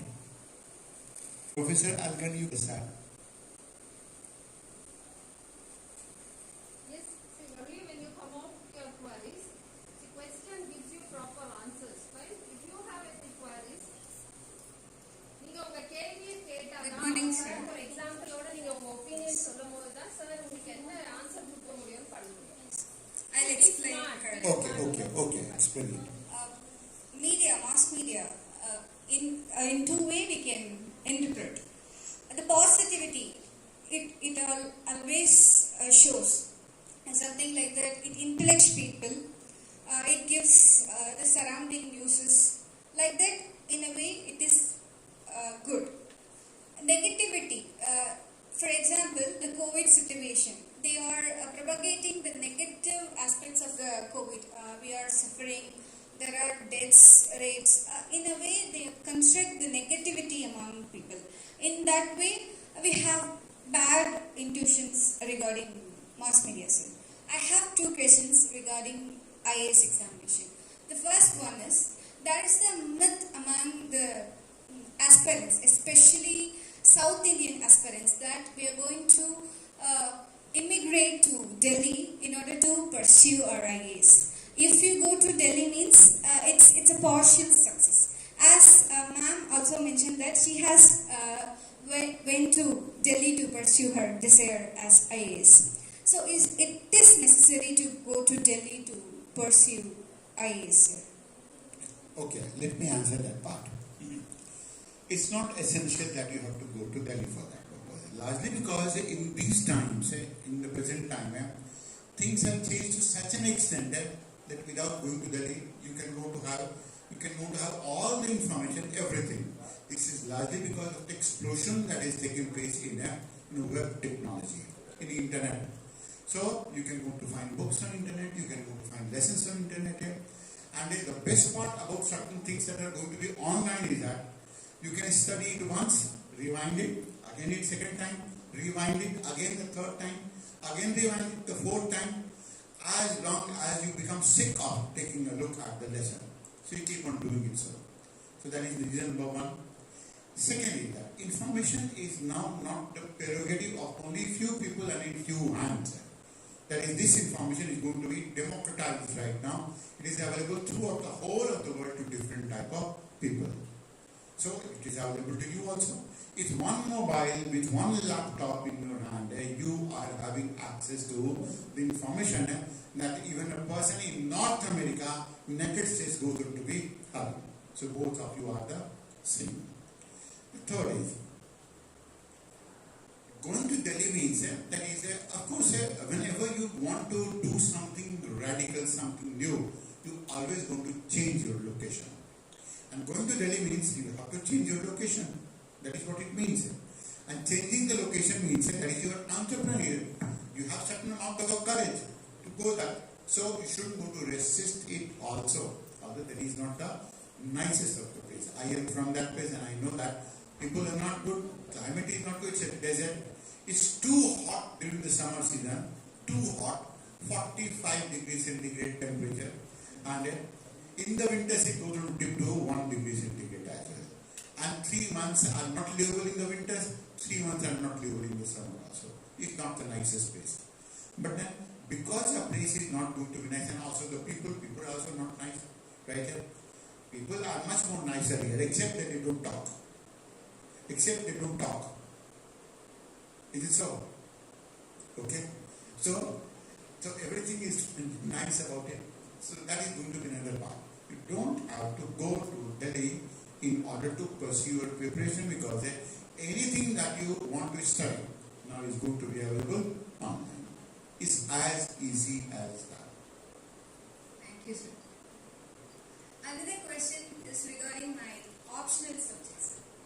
I was an English literature student in my PG, and I analyzed many things, many results, and many toppers. They didn't choose English literature as their optional, and the result is also very less. They are not shine in English literature. Actually, I want to take English literature as my optional subject, but I need more marks too. So I'm in an oscillation whether I can take it or not. And apart from, if I eliminate English literature, I'm good in Tamil literature. And the people are scoring good in Tamil literature. I'm in the oscillation that whether I'm going to take English literature or Tamil literature. Can you help me, sir? Yes, that's right. See, you must want to pick up an optional only on one basis, and that is interest. If you're interested, that's option is fine. Now, all these people who haven't scored good in English literature or maybe Tamil literature or anywhere, that is their problem, not your problem. The first and the most important prerequisite is going to be that you should be interested in the subject that you are choosing. Well, having talked about it, we're always going to say that you shouldn't go to picking up literature at all, generally. Why? Because when you're going to pick up some subjects like, let's say, economics, geography, history, Indian polity or political science and international relations, then you're also going to prepare one segment of general studies, right? That's another advantage. That's an advantage that you can go to have. That's one. Second is, there is people who go to check your English papers. They are very fastidious. Fastidious, that means they are very particular about most of the things. And being in literature, that means it goes on to leave enough amount of scope for subjectivity also. Because in literature does go to carry subjectivity. There are only 2 or 3 of these literatures where the people go to qualify very large amount. One of them is going to be Persian. And that is going to be some amount of a subjective marking, and we assume that is going to be taking place. There is some degree of an uproar associated with it in this case. There is Pali Buddhist studies, right? So 2 of these languages from where the people go to qualify, largely because there must be certain degree of a demerit associated with it. But then UPC is examining it maybe today or tomorrow. They will go to take care of it. If you feel confident, must become the subject of your competence. That's one. But at the same time, this is what is called balance of perception. You must also see whether it is helping you in your general studies or not, whether it is helping you in your essay or not. The answer is no, it doesn't help you. So is it worth taking? That's the second part. Third is, of course some people haven't got marks, so there must be some reason. And the reason is that you should learn from their mistakes also. So there must be some reason, and that is something that you need to consider. Right? These are the 3 aspects. Thank you, sir. Sir, I have a question. Among us, Sorry? actually South Indian people have a common idea that the bureaucrats are the only people who blamed if a wrong policy come among people. Bureaucrats are the only people who Blamed by the people. You Blamed by also the said people. that they are influenced by the politicians. No. Is it right or not, sir? No, it's not right. There is one thing that is right, there is another thing that is not. Right? I'm going to give you a complete perspective of it. See, if you don't want to do anything, can someone force you to do it? Yes or no? Yes. No. That means you don't have a personality. So Right. the influences, you have to do. Forget about that part. I'm talking to you as a person. If you don't want to marry a boy, right? Can someone force to marry you? Never. So in marriage you have a choice, right? In other things you don't have a choice, and that's not good. I have a choice, sir, but if I take a job, it's not possible, I think, an analogy. I'm taking an example. I'm not talking about you, right? I'm only taking an example. I don't know how is it that I can go to know whether you're going to getting married or not, or you're going to live your life without marriage, right? That is going to crop up another question, whether you should go to marry or not. Ask me, you should never ever go to marry, because it's the most dangerous thing in the world to do. Right? Dangerous. Okay. So coming to that. That is for everything the bureaucracy is to be blamed. For a majority of the things, bureaucracy is to be blamed. Right? Because once they go to assume a position of power, once they are in the job, they take it for granted because they know that they can't be removed easily from the job. That is reason number one. Politicians are less to be blamed, and the civil services are much more to be blamed. That is correct. Secondly, politician can't go to force you to do anything wrong. He will say, see, go to take a bribe. Will take a bribe? Yes or no? The politician is going to say, see, this is the well, going to jump into it. Will you jump?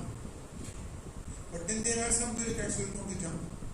They will go to say, sir, how much amount of money will I going to get? They say that, see, I am going to give you 3 crore rupees and I am going to slap you. Right? Will you like it? Some of the bureaucrats will say, yes sir, please slap. Your slap is beautiful. Right? There will be some of them who are going to say, to hell with you, I am not going to with you, you can't do anything, and they will take it forward. So no one can go on to force you to do anything at all. There is absolutely no compulsion. Absolutely no compulsion. If anyone says that they have been forced by their political masters, they are telling a lie.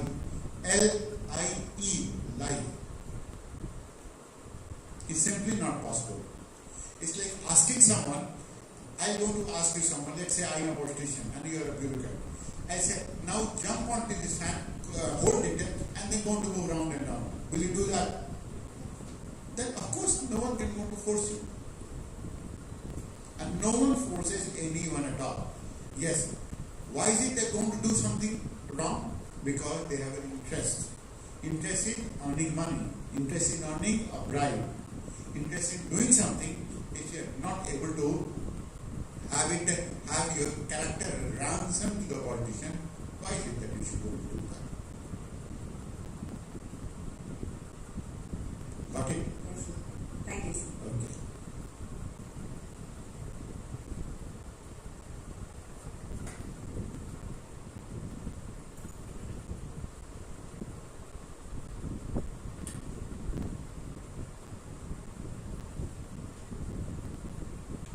Yes? Sorry?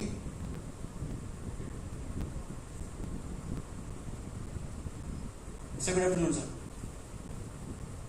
I didn't get that. Good afternoon, sir. Good afternoon. Good afternoon. Super good afternoon. Sir, sorry, sir, I did not listen at the time you speak about the interview process, sir, because of this incident, sir. So I have one question. Keep it close so that I can assign it easily. Okay, sir. You have a good voice. Sir, okay, sir. Is any special strategies for CSC's interview process, like the day-to-day preparation, main and day? Yes, there is. Sir, please tell something. But then, see, a lot of things cannot be discussed in just 5 minutes of a time. It's like you are asking me to drive a car.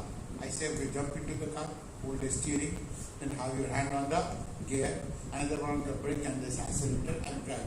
Is it simple? No? So, strategy means that is what I need to know your background, I need to know what your interests, I need to know how good you are in some of these things. I need to know thousands of things before I can go on to make a strategy. But then there is a strategy. This strategy will be different for you. This will be different for her. It will be different for her. It will be different for everyone. But then there is a different design, there is a different plan. Some people study only for 2 hours every day. Still they qualify. Some people study 4 hours. They qualify. Some people study for 8 hours. They don't qualify. And some people who want to study for 12 hours, they never qualify. Right? So is it hard work? Yes. But then there are some people who want to say for 12 hours, 14 hours they qualify also. Right? So there is no definite fixed rule to this law. Right? It's not also that you have to study in the morning, you have to have a daytime, and you have to study GSM, then you have to study your optional, then you have to study your interview, and then in the night you have to study newspapers. There's no fixed routine also in this case. Everyone will have a different type of a routine.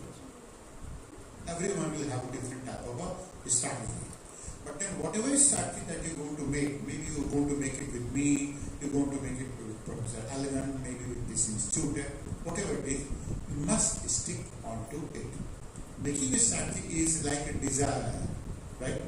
It's a plan that you have made. You have to implement it, and you have to implement it with all the type of determination that you have. Get it? So, okay, sir. Sir, my question is any special strategies for interview process? Okay. For interview, what exactly that you require for interview? What exactly? You require to show to the interviewer that you are a very good administrator, not a person who is having knowledge. You are a very good administrator, right? Now, I may be very knowledgeable, but my administration is not good. Possible? Is it possible? You agree? Now, administration means that you have to combine a lot of things. Administration means you have to talk to a lot of people. Administration means you have to take a lot of people along with you. Administration means a lot of things that an academician cannot go to do. A person who writes a book, can he go to do administration? Yes and no, both of them. So the purpose of interviewer is to know whether you are a fit candidate for administration or not. That's number one. Right? Second is, in interview you have to speak, not to listen. And you speak sensibly. Right? Now we picked up one of the first question that we picked up and we are not able to take it forward. Take an example. I'm taking example that because we cannot take a lot of examples. What is your opinion with respect to Prime Minister Modi? I cannot want to ask your opinion about film star because that is not relevant. Right? What is your opinion with respect to Prime Minister Modi? Sir, it's not a simple thing to administrate. Make it simple. No, make it simple. It's simple. It's very simple. Make it simple. It is actually simple. What is your opinion with respect to Prime Minister Modi? I'm going to balance it out for you. Whatever you say, whatever your heart says, say that part only. Whatever you know, whatever that you can defend, say that.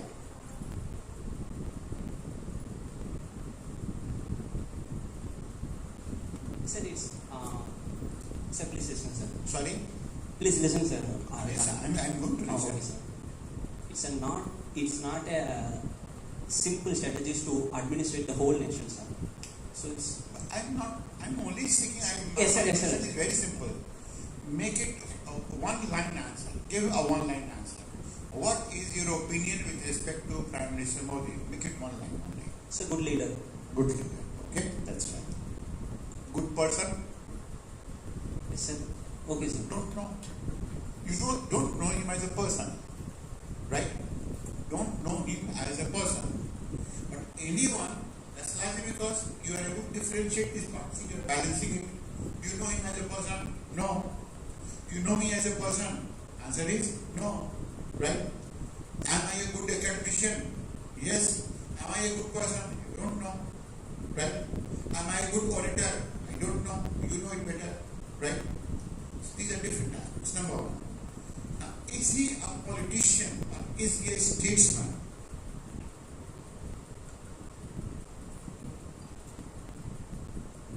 Simply, is he a politician or is he a statesman? He's a politician, sir. No, he's a statesman. He is a politician, I understood, but he's a statesman. He thinks 10 years, 20 years, 40 years beyond. That is what has made him what he is.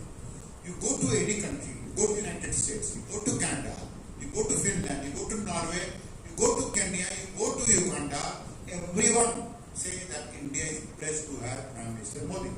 Ask people of this region and they will say that he is bad, he must go. Good number of people that way, right? Why is it that the world goes to have that opinion? Because they know that he has increased the prestige of India in the whole of the world because of a variety of reasons. And it can be done not by a politician, it can be done by a statesman, right? Can you imagine Israel and Palestine, both of them happen to be fighting, and who was asked to mediate between them? Prime Minister Modi. Iran and Saudi Arabia, enemies, sworn enemies, who was asked to mediate between them? Prime Minister Modi. They have not asked India, they are asking Prime Minister Modi. So it's a characteristic of a statesman, right? We know that he is not as far as person is concerned, we don't know. Neither I know, you know, right? Is he a good politician? Yes. But even a better politician than him can be, who is even a better politician?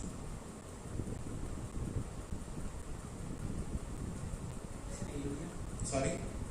In India, I say that is who is an even better politician than Prime Minister Modi?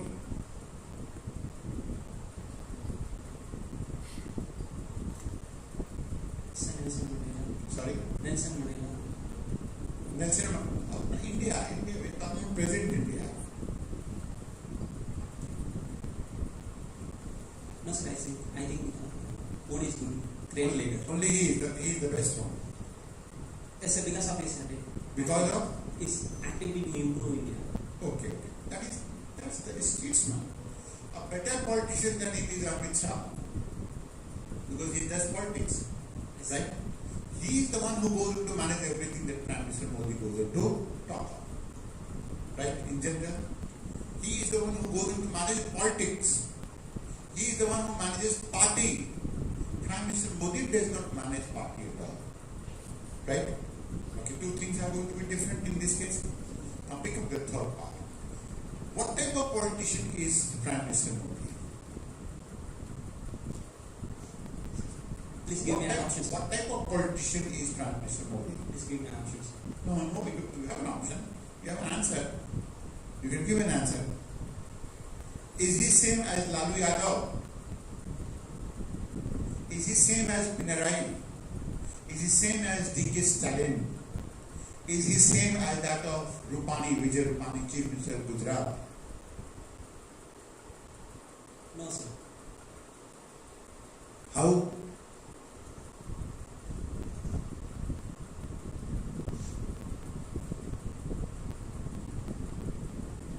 I give you an answer. Yes. I give you an answer. Lalu Yadav was caste politics. Is it that caste ever existed in India? Is it that caste ever existed in India at any point of time?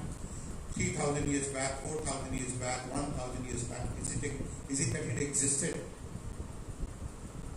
Yes or no? I'm not getting it. Yes, sir. No, never. Never. The Varnashram that was existing in India, that is a Brahman, Kshatriya, Shudra and Rajya, that was Varnashram. That was interpreted deliberately by the British to divide the people of the country. The word caste has never ever been used. The word caste is a German word meaning outcast. It was a ploy to divide India, and they divided it. Right? So, can there be a backward caste? Answer is no. That means you are outcasting it. Is it not that is an issue? It's like a saying, that is, I won't pick up another example. That is it that dharma and religion is the same? Sir, religion and? Religion and dharma. No, sir. No? No. So why is it that the people don't interpret it in the same manner? Religion is you have a set of protocols that you have to follow. Dharma is your kartavya. It's your duty. Your duty as a human being. Right? That is what exactly is in India. That has been the concept in India. Religion is a Western concept. Dharma is an Indian concept. Both of the words are not the same. Right? So, in this case, a prime minister or anyone for that matter, when you're going to know that and differentiate that, you're balancing it. We said that we began with talking about prime minister. So, is it that prime minister goes into do caste politics? No, sir. No. Religion politics? No, sir. No. Why? Because it's not communal. It's not communal. And there will be some people, take the case of some of the people in northern India. That is the previous chief minister for Uttar Pradesh. Caste politics. It was complete caste politics. Lalu Yadav, complete caste politics. Maybe here also some people may be doing it so. That means they will go on to pick up some people for the purpose of elevating a caste, lowering it also. Right? You ask a question, I just want to give you one example in this case. Prime Minister Modi was asked a question on Muslims in India. Right? There is, why is it that the Muslims in India don't want to feel safe? He said that it's your problem that you want to say it so and you are instilling this in the Muslims of India. For me, they are not Muslims, they are my citizens. He said, for me, they are not Muslims or Hindus, they are my citizens. But it's a possibility that, take an example, that is, let's say I am controlling so many people, I'm in charge of so many people. It's possible that there is one person who gets detached and he starts shouting slogan, right? That is completely unnecessary. Now, can I want to control the entire of the population of the country in their mindset? Answer is no. So there will be some people who will be going to do so, and they will going to say the political party is supported. So that is politics is also development politics, caste politics, aura politics, intellectual politics. Now, intellectual politics is all about you write an article, you give a speech, and with that speech you change the perception of the people. That is intellectual politics. Who is an intellectual politician in India? Dr. Shashi Tharoor. Right? That's intellectual politics. Caste politician, pick it up. Some of these people like RJD and SP, Samajwadi Party, all the leaders are caste politics. Development politics, there is some type of politics that is being followed in some portions of Karnataka, some portion of Kerala and so on. Ideological politics, you have the Kerala chief minister for that. Ideological politics, right? That is the case. So that is balancing. That is balancing. This is what you have to say in interview. Supposing I have asked you a question, that is do you think that Prime Minister is a good politician? Now that makes a good answer. He is a development politician. He doesn't want to follow caste politics if it goes into politics. But he's more of a statesman rather than a politician. He is the Prime Minister of the country, and of course, even if it is that the Prime Minister makes a mistake, we have to respect the wishes of the people who have chosen him as a Prime Minister. I have not chosen him, but I am respecting the wishes of the people who have made him the Prime Minister. Of course, I have also not chosen Prime Minister Modi, but I respect you because you have chosen Prime Minister Modi as the Prime Minister. That becomes balance. So any person who has a balanced outlook, they are the one who are taking to administration, not someone who is completely biased. That's one quality. The other is coming out of a situation. That means you are given an immediate situation, like the one that we talked about. A district magistrate said train has been stopped. What will you going to do to stop it? If you want to give a solution, right? I remember a girl, she was from Visakhapatnam, and she was a very simple girl. When I asked her that, she was in a practice session of interview with me. So when I used to be asking questions, she said, I don't know. Then she said once, twice, thrice, 10 times. Then I asked, there is anything that you know? Yes, she said, I know Bharatanatyam. I said, do it. And she did it. The same thing was repeated in interview as well, IS interview as well. And she was given 189 marks out of 250. And that's a very good marks. That's a very good mark. You know why? because when she was very simple. Simple people are easy to mend. They are easy to mentor. They are easy to reform. They are easy to handle also. So, simplicity is one quality. Language is another quality. Your ability to observe people is going to be a third quality. Right? And these are the qualities that are going to be checked in interview.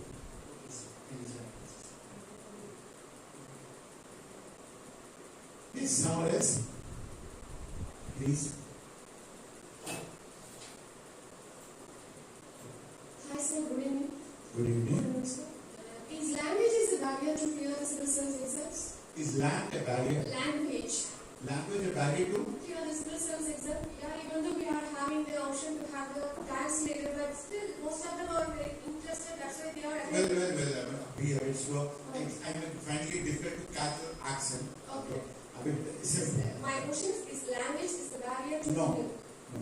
Sir, most of them are interested here, but they are not able to deliver their views because the language is the main barrier here. So, Why language is a barrier? They can ask in English.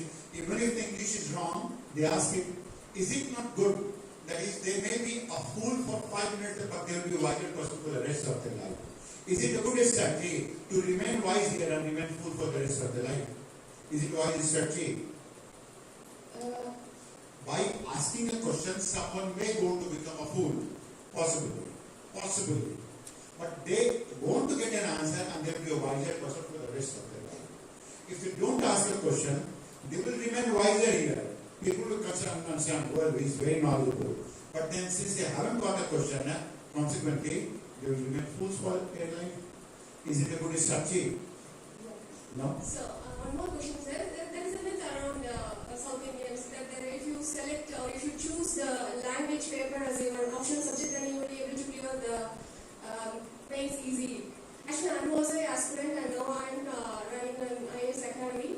I have cleared my prelims easily, but I won't be able to clear the mains because my optional subject history is very vast. At the time, most of them said me that you haven't selected your option in a right way. You haven't chosen a vast subject. That's why you haven't cleared.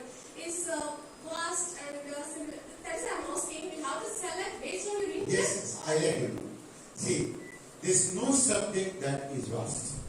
And if you have chosen a vast subject, it's your choice. Yeah, I Right. choose based on the interest. Okay, agreed. And there's no subject that is vast. You pick up geography, that is even vaster. You pick up political science, that is going to be even vast. You ask all the people who are from this subject, and all of them will go to say, it's very vast. So there is something that is subjective. Secondly, when you go on to get interested in any subject, it becomes very, very easy.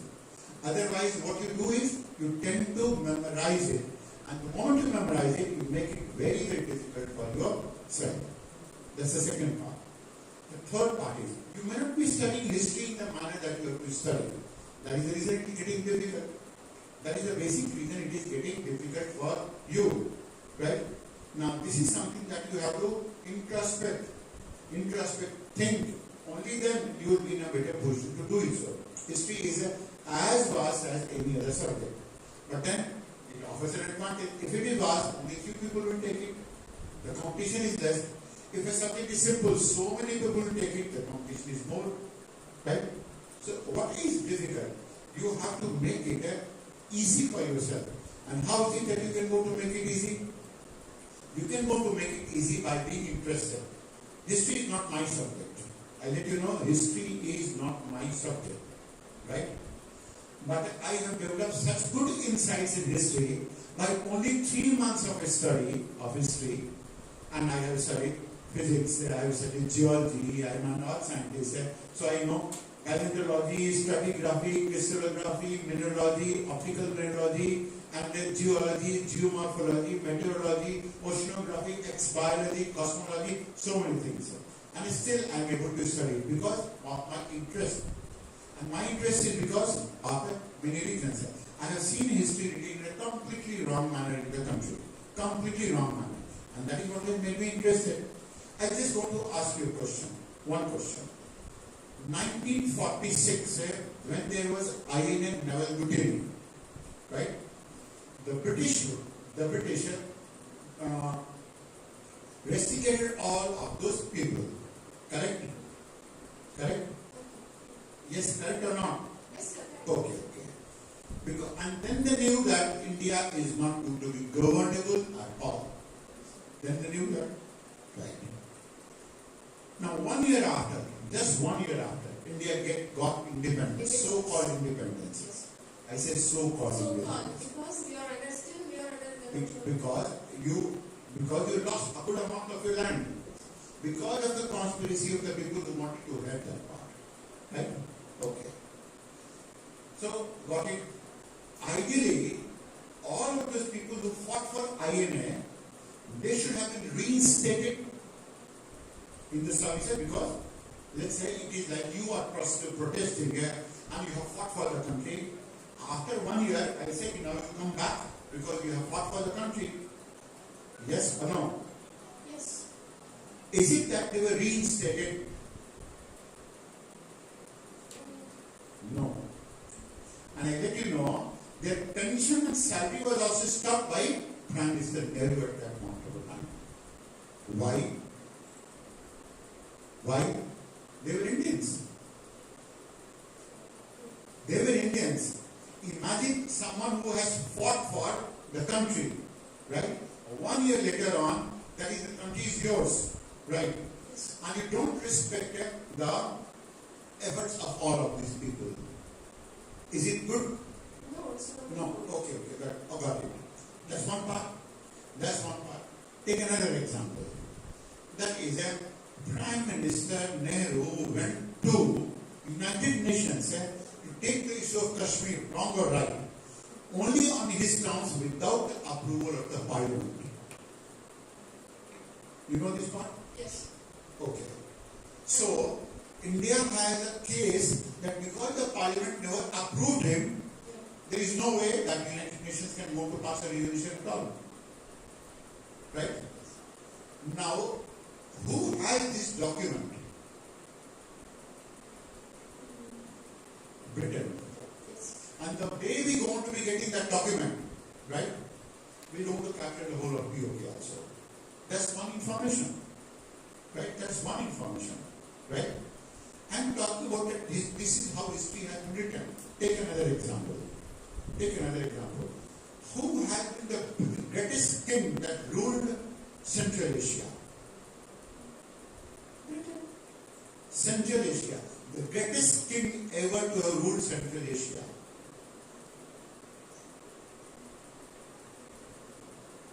His name is not mentioned. Lalitaditya. I thought that the Central Asia, most of the areas are around the Okay, world. have you heard about Lalitaditya? No, sir. It was he. Right? Who was one of those? I'm talking about it. I just take an example of Markandeya Verma. So I'm saying that is that you are finding a problem in history because of this interpretation. Recent findings have shown that the Haldi Ghati war was won by Rana Pratap, not by Akbar. And it's a very recent research, and that was done in the United States. Not even in India, that you can go to say that they are distorting history. Right? Now, this is the basic problem with history right now. You may want to know certain of these facts which are completely wrong. So, my advice would be that be a bit cautious with respect to history. Maybe, if time allows, it will going to take you just 3 months, 6 months to study another subject. It's better to change it. Is it true, sir, that if you're choosing Tamil literature, it will be corrected by a Tamil Nadu staff system, they will put more marks and encourage the reading. Yes, that is correct. So we, That is correct. Of course, there will be some degree of subjectivity. For example, I have a liking for Tamil and Kannada people. Right? I have a liking. So there will be some, I'm a human being. There will be some degree of subjectivity that is going to reflect in my assessment of these people. Okay, sir, thank you.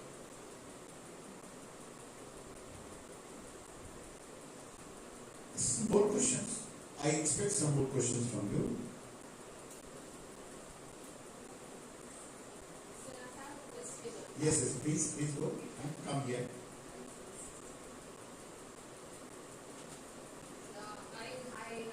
I want to ask a question on behalf of our students here. Sir, I'm just a BA graduate. I know nothing about IAS preparation. How do I prepare from the scratch?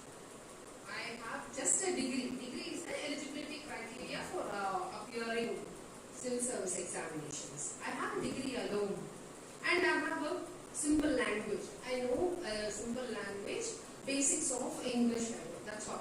So I have only 2 qualifications. I have a language. I have a basic degree. How do I start to prepare for my civil services right from the scratch? Okay, I just spelled it out in 1, 2, 3, 4, 5, up to 10, 15. So, the first thing that you require to do is have a self-understanding. Know your strength, know your weakness. That's the first step. Without it, there is no way you can go to do anything, forget about civil services, anything at all. That's number one. Now, when you have a self-understanding and you know your strengths and weaknesses, you are in a better position to make certain type of a decision. What subject to pick up, how to study, why, how not to study. For example, I will not be like you, and consequently, you will not be like me. The same thing, that is, I go to study the same thing that you study, and both of us will be studying in a completely different manner. That's number one. Second is, remove all the flaws of your school education. And how? Revisit your school books. Study all of them once again. All of them once again. Now, when you go on to revisit the school education and you study all of them once again, then you'll be surprised to find that you will go on to look like, that is, well, how is it that I have not studied that? You're going to find that your school qualification was an accident. This is how you're going to feel like. That's number 2. The third is improve your language as much as possible. As much as possible. If there are flaws, even if it is simple, you must express everything that comes in your mind. If you are not in a position to express it, you know what will happen. Ultimately, what will happen is that you will end up memorizing a lot of things. And the day you come to memorization, you will be lost. You won't qualify for the examination at all. You will not and never qualify for the examination at all. Right? So, what you have to do? Improve your language. And how is it that you can go and improve your language? It's easy. 3 months on English, 3 months on Tamil, whatever it is going to be, you have to improve it. You have to. You don't have an option. You don't have an option. This is largely because without knowledge, without English, how is it that you are going to be expressing yourself? That is the basics. 3 steps. The 4th step is improve your curiosity. Because if you don't go to ask questions, then it is going to cause a problem to you.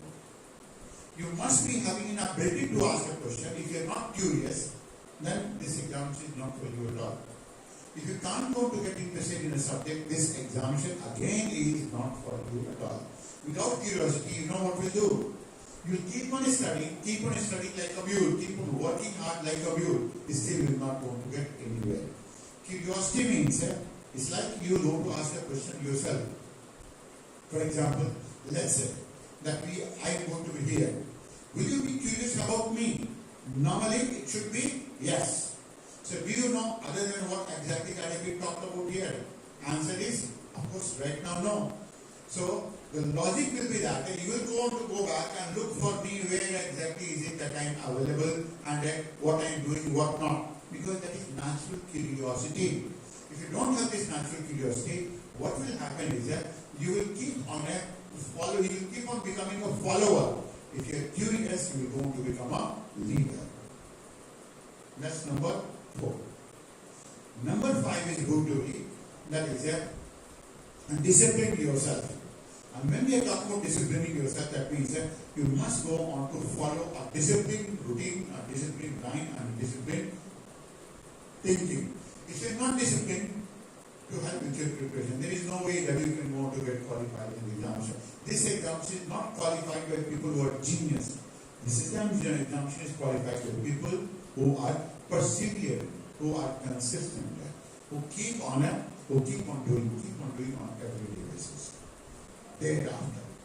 Now, once these 4 basic steps happen to be with you, thereafter, get yourself interested in studying a newspaper, because the maximum number of questions are going to be asked from newspapers. And understand different type of newspapers as well. For example, I'm just going to give you an idea. Not all the newspapers are the same. There are some newspapers which are going to be newspapers. They only give news, and news, like Times of India. There are some of them which are features newspaper, like Hindu. It's a features newspaper. It goes to give you features, essay, articles. That's going to be the second one. The third is going to be niche newspapers, like Economic Times. It is concerned with economic affairs. The fourth is utility newspapers, like Hindustan Times, which goes to give you all type of information. Wrong, right, who was killed, where a girl eloped, where a boy eloped, every type of information you will find in Hindustan Times. The fifth will be some of these type of newspapers who are sensational, who are biased as well. Their job is, most of them will go to be either Hindi, they will be in Tamil also. The moment you go to take a look at the news, you will be shuddered to think that is the feet behind your, that is the earth behind your feet has been washed away, it has been taken. Most of the vernacular language go to sensationalize everything. So, you must know how to read a newspaper, you must go to get interested in the newspaper, and must go to learn to study newspaper. So there is a specific way of studying. Now, this is called as building your basics. Once your basics are going to be clear, then pick up one subject. Pick up one subject. Let's say you want to pick up history. Now, as you want to pick up history, let's say you have picked up one lesson. And you have picked up one lesson, like let's say, that is Tanjore Kingdom is going to be one. It's going to be nearby. So who was the Brihadeshwar temple? What is the characteristic of the Brihadeshwar temple? Who was Rajaraja Chol? Rajaraja Chol 1, Rajaraja Chol 2, and then who were the Chola in this place? Who were the Chera in this place? How is it that this kingdom started vanishing and it started declining? What may have been the reason behind the decline of it? What was the impact of all of these kingdoms? You prepare a small summary of it. That summary will be prepared by you. People generally can go to call it as notes. But every note is different. You prepare a note, that will be different. I prepare it, that will be different. Someone else prepares it, someone different. Notes happen to be reflection of your personality. That's something that you start doing. So pick up one chapter, study it, prepare a summary, prepare a synopsis, and in this manner, go on to study all the chapters that are given to you in your syllabus till then. Now, while you are studying these things, also keep on revising some of those things that you don't want to forget easily. For example, maybe after 6 months, you have studied history initially. And after 6 months, you go to find that you have forgotten that. That means you must go on to keep one day in the week to study, to revise everything that you have studied. And that is the type of routine that you want to pick it up. Now, in the process of studying these things, in the process of studying it and in the process of taking it forward, you must not go to forget to revise it in a variety of ways. For example, I'll let you know how is it I used to revise it. That is, when I was preparing for the examination, I used to give a call to someone. And I say, have you studied this chapter? For example, I used to ask it, that is, have you studied some topic like, let's say, judiciary? They will go to say yes or no. And if they studied it, say what exactly that you understood of the topic. Whatever they go to say, then it was going to be a debate and a discussion. Now, a debate and a discussion goes to ensure that I also go to revise myself and he also revises. It's so easy. God has given you a mobile phone and you must be carrying a mobile phone. The parents must have given you a mobile phone. How many people don't have a mobile phone here? Everyone has it. Of course, I know that you are not going want to speak anything at all, like that. So, anyway, this is a very cruel situation. You have come to listen only, whereas now you should be speaking only. Why? Because the more you speak, the better it is going to be for you. Anyhow, so you go to revise it by studying, revise it by talking to your friends, talking to your classmates, and this is the revision, very good revision. It's like you used to prepare prelims, and I used to ask a question. I'm asking you a question. There is Sri Harikota is made of what type of material? Sedimentary rock, igneous rock, metamorphic rock. Tell me. You know, it's nearby. Is it not so? Okay, now I go to ask a question from your territory. What are the three tributary names of Kaveri?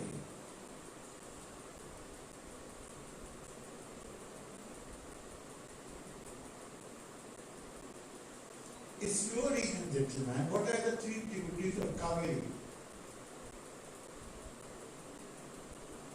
Kaveri river is your river. No.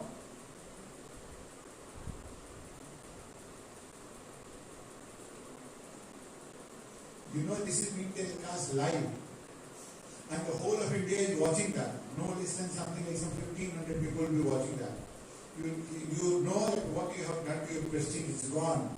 People will come to know that people in South India and that too in Tiruchirappalli, Thiruvarur, no one knows that is what are the duties of it. And yes, it is good to me. Yes, go ahead. After so long a time, that is the amount of time that anyone can go to take to look at Google and then go to answer it. But anyway, Hemavati, Kavini, Suvarnavati. Yeah, three tables. Okay. Okay, and where exactly is it that they meet? In Tamil Nadu, it means No, not in Tamil Nadu. They don't meet in Tamil Nadu at all. starting point is Kudakumale and the tributary. A starting point is Brahmagiri for Kaveri. No, Kudakumale is Kodagu district, that's a district. I'm talking of the name of a range. It is in Kodagu that both of all three of them meet there. Like Madikari, let's say close to Madikari in Karnataka. Okay. Right? Now, that's information. Thank you. Now, if that type of curiosity doesn't come to you, then of course it's like if I can go to say so, shame on you. And what type of delta is Kaveri Delta? Which is the one town that is located on the delta, on the mouth of the delta of Kaveri?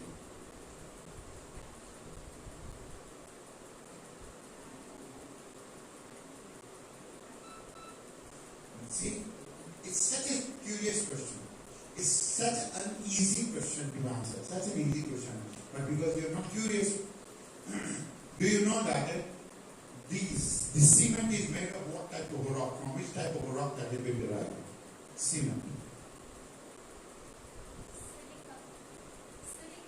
Sorry?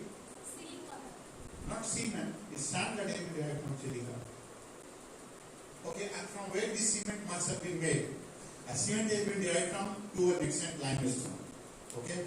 And there is a region nearby that is going to be the largest producer of limestone in the whole of the country.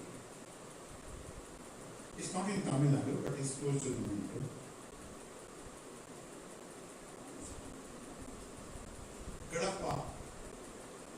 Kadapa, Kadrol, these are the two regions from where they come from. Anyway, that is curiosity.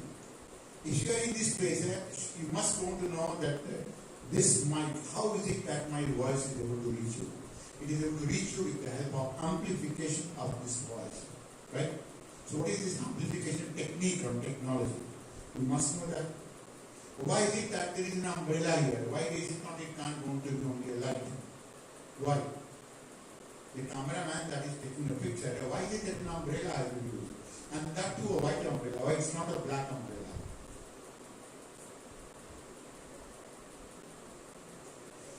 If this curiosity is not with you, there is a big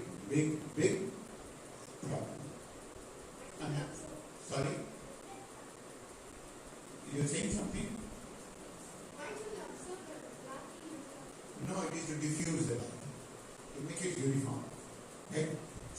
look good. That's the basic reason. Okay, I will see. Now, this is what exactly that you require. If you don't have a curiosity, how did it? You'll keep on memorizing, you'll keep on memorizing. See, you are not going to forget the name of that you give Kaveri now. One of them is Kaveri. Another name is Suvarnati. And third is Hemavati. Right? And then we have talked about where exactly is it that they're going to meet? Godavari district. Right? Near to about Medicare. Right? Okay. Why exactly is Kurg known for? I'm forming the link. Curiosity based link. Kurg is known for what? Okay. And for which type of people? Who are the people who live in this place? Sorry? Tribes. No, they are not tribes, they are decent people. Right, all in all. There is all of this, and what exactly is the title? How exactly the title? Kurgi's title is Appa, Uttappa, Karyappa, right? Yadurappa, that is the title that they have. Right? And what goes to make the Kurgis very distinctive? They are warriors.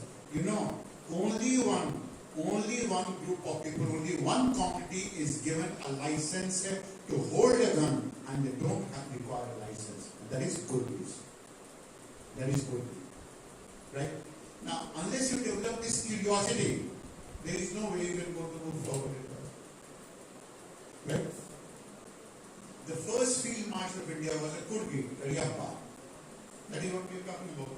And also when the Kurgi is going to get married, God bless those people, right? Because they will get into trouble. Then you know what the boy had to do? The boy had to take a sword and he has to chop the entire of the tree from the root. If he is not able to do that, the girl will not marry. Poor child. Right? And that is a tradition. I don't know whether that tradition is followed here or not. But because I am also from the same region, that's the reason I have to do that. I have lived in that place. I am from all over the country. I look like a North Indian or South Indian.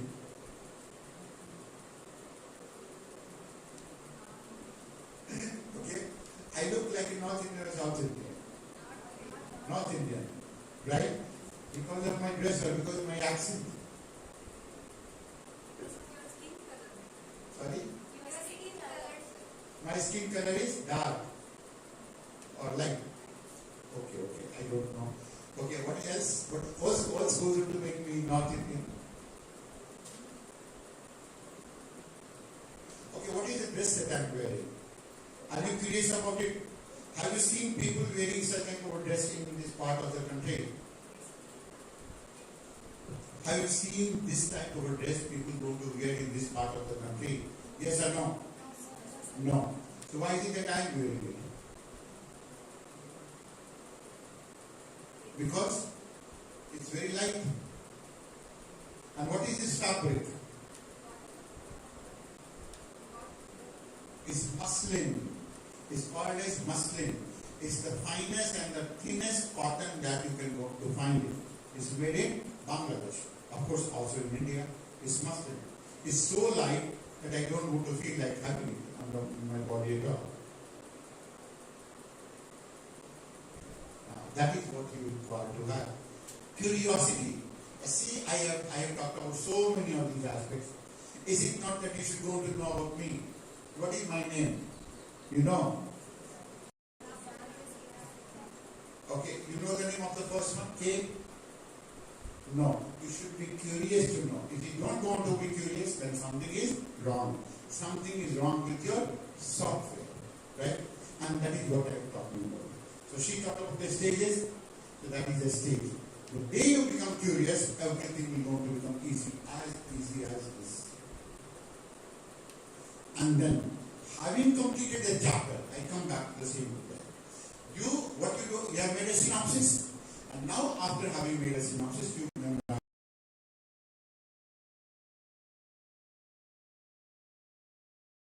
start writing his answer. But not taking a look at the book. I repeat, not taking a look at the book. Normally, you know what the students going to do? They keep one book, another book, another book, another book, and then they go to prepare something like so-called notes. You don't have to do this for civil services at all. Right? You have to write something only on your own. Only on your own. If you're not able to do that, again, this example is not meant for you. So, that's the way that you have to prepare it. And then you have to practice it, practice it, practice it. After having got it practiced, then you have to appear in the examination. And after you go to appear in the examination with a good amount of practice and curiosity, you go to qualify for the examination. Then after having qualified for the examination, you are going to be sent to Mussoorie. Now there, once you want to go there, get married. Simple. Which part of the stage is that you want to like? Other than the last one, that get married.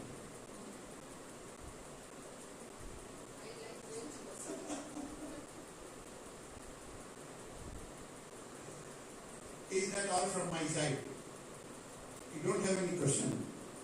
You don't want to ask a question.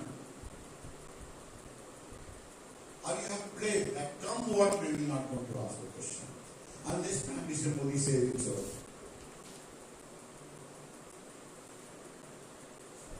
Questions, sir. Usually in prelims they want to ask so much questions from science area, sir. But in the No, they ask questions so from 4 to everything. 5 questions, probably 4 to 5 questions. But in last year they asked more questions from the science and technology. Is it usually because of this pandemic situations or? No. They will keep on doing it so. Yeah. Sometimes they go to ask a question from culture, 20 questions. Next time they will go to not ask it. They keep on doing it so. This is because you shouldn't go on to understand that there is something called as a trend. Right? It is to befool you. Had I been also in UPC, I would have also done the same thing. And I keep on doing it. So relax. Excuse me, sir. What are your suggestions and advices for young aspirants? I mean, the school children who wish to become IAS officers. The first advice is improve your language. Second will be improve your imagination. And third will be improve your curiosity. You will qualify. Thank you so much, sir. So, is there anything particular in selecting the degree in UG level, sir, for clearing the IAS examination? Most of the students come. No. Study anything. Study anything. And if you have these three qualities, language, imagination, and curiosity, you will qualify. The last one, final question, sir. Why and how coaching centers are essential? Sorry. The last question, sir. Why and how the coaching centers are essential in clearing the UPSC? Because they ease your job. They provide you with notes, they teach you also, they tease you also, like I'm teasing you right now. And they also go on to ease your job. They also go to take fees also, right? They're going to provide you with services. That is why they are essential. Thank you so much, sir. You are a student, I'm a school teacher, sir. you are a school teacher. That's good, right? You have a lovely smile. Get a copyright of it. Thank you, sir.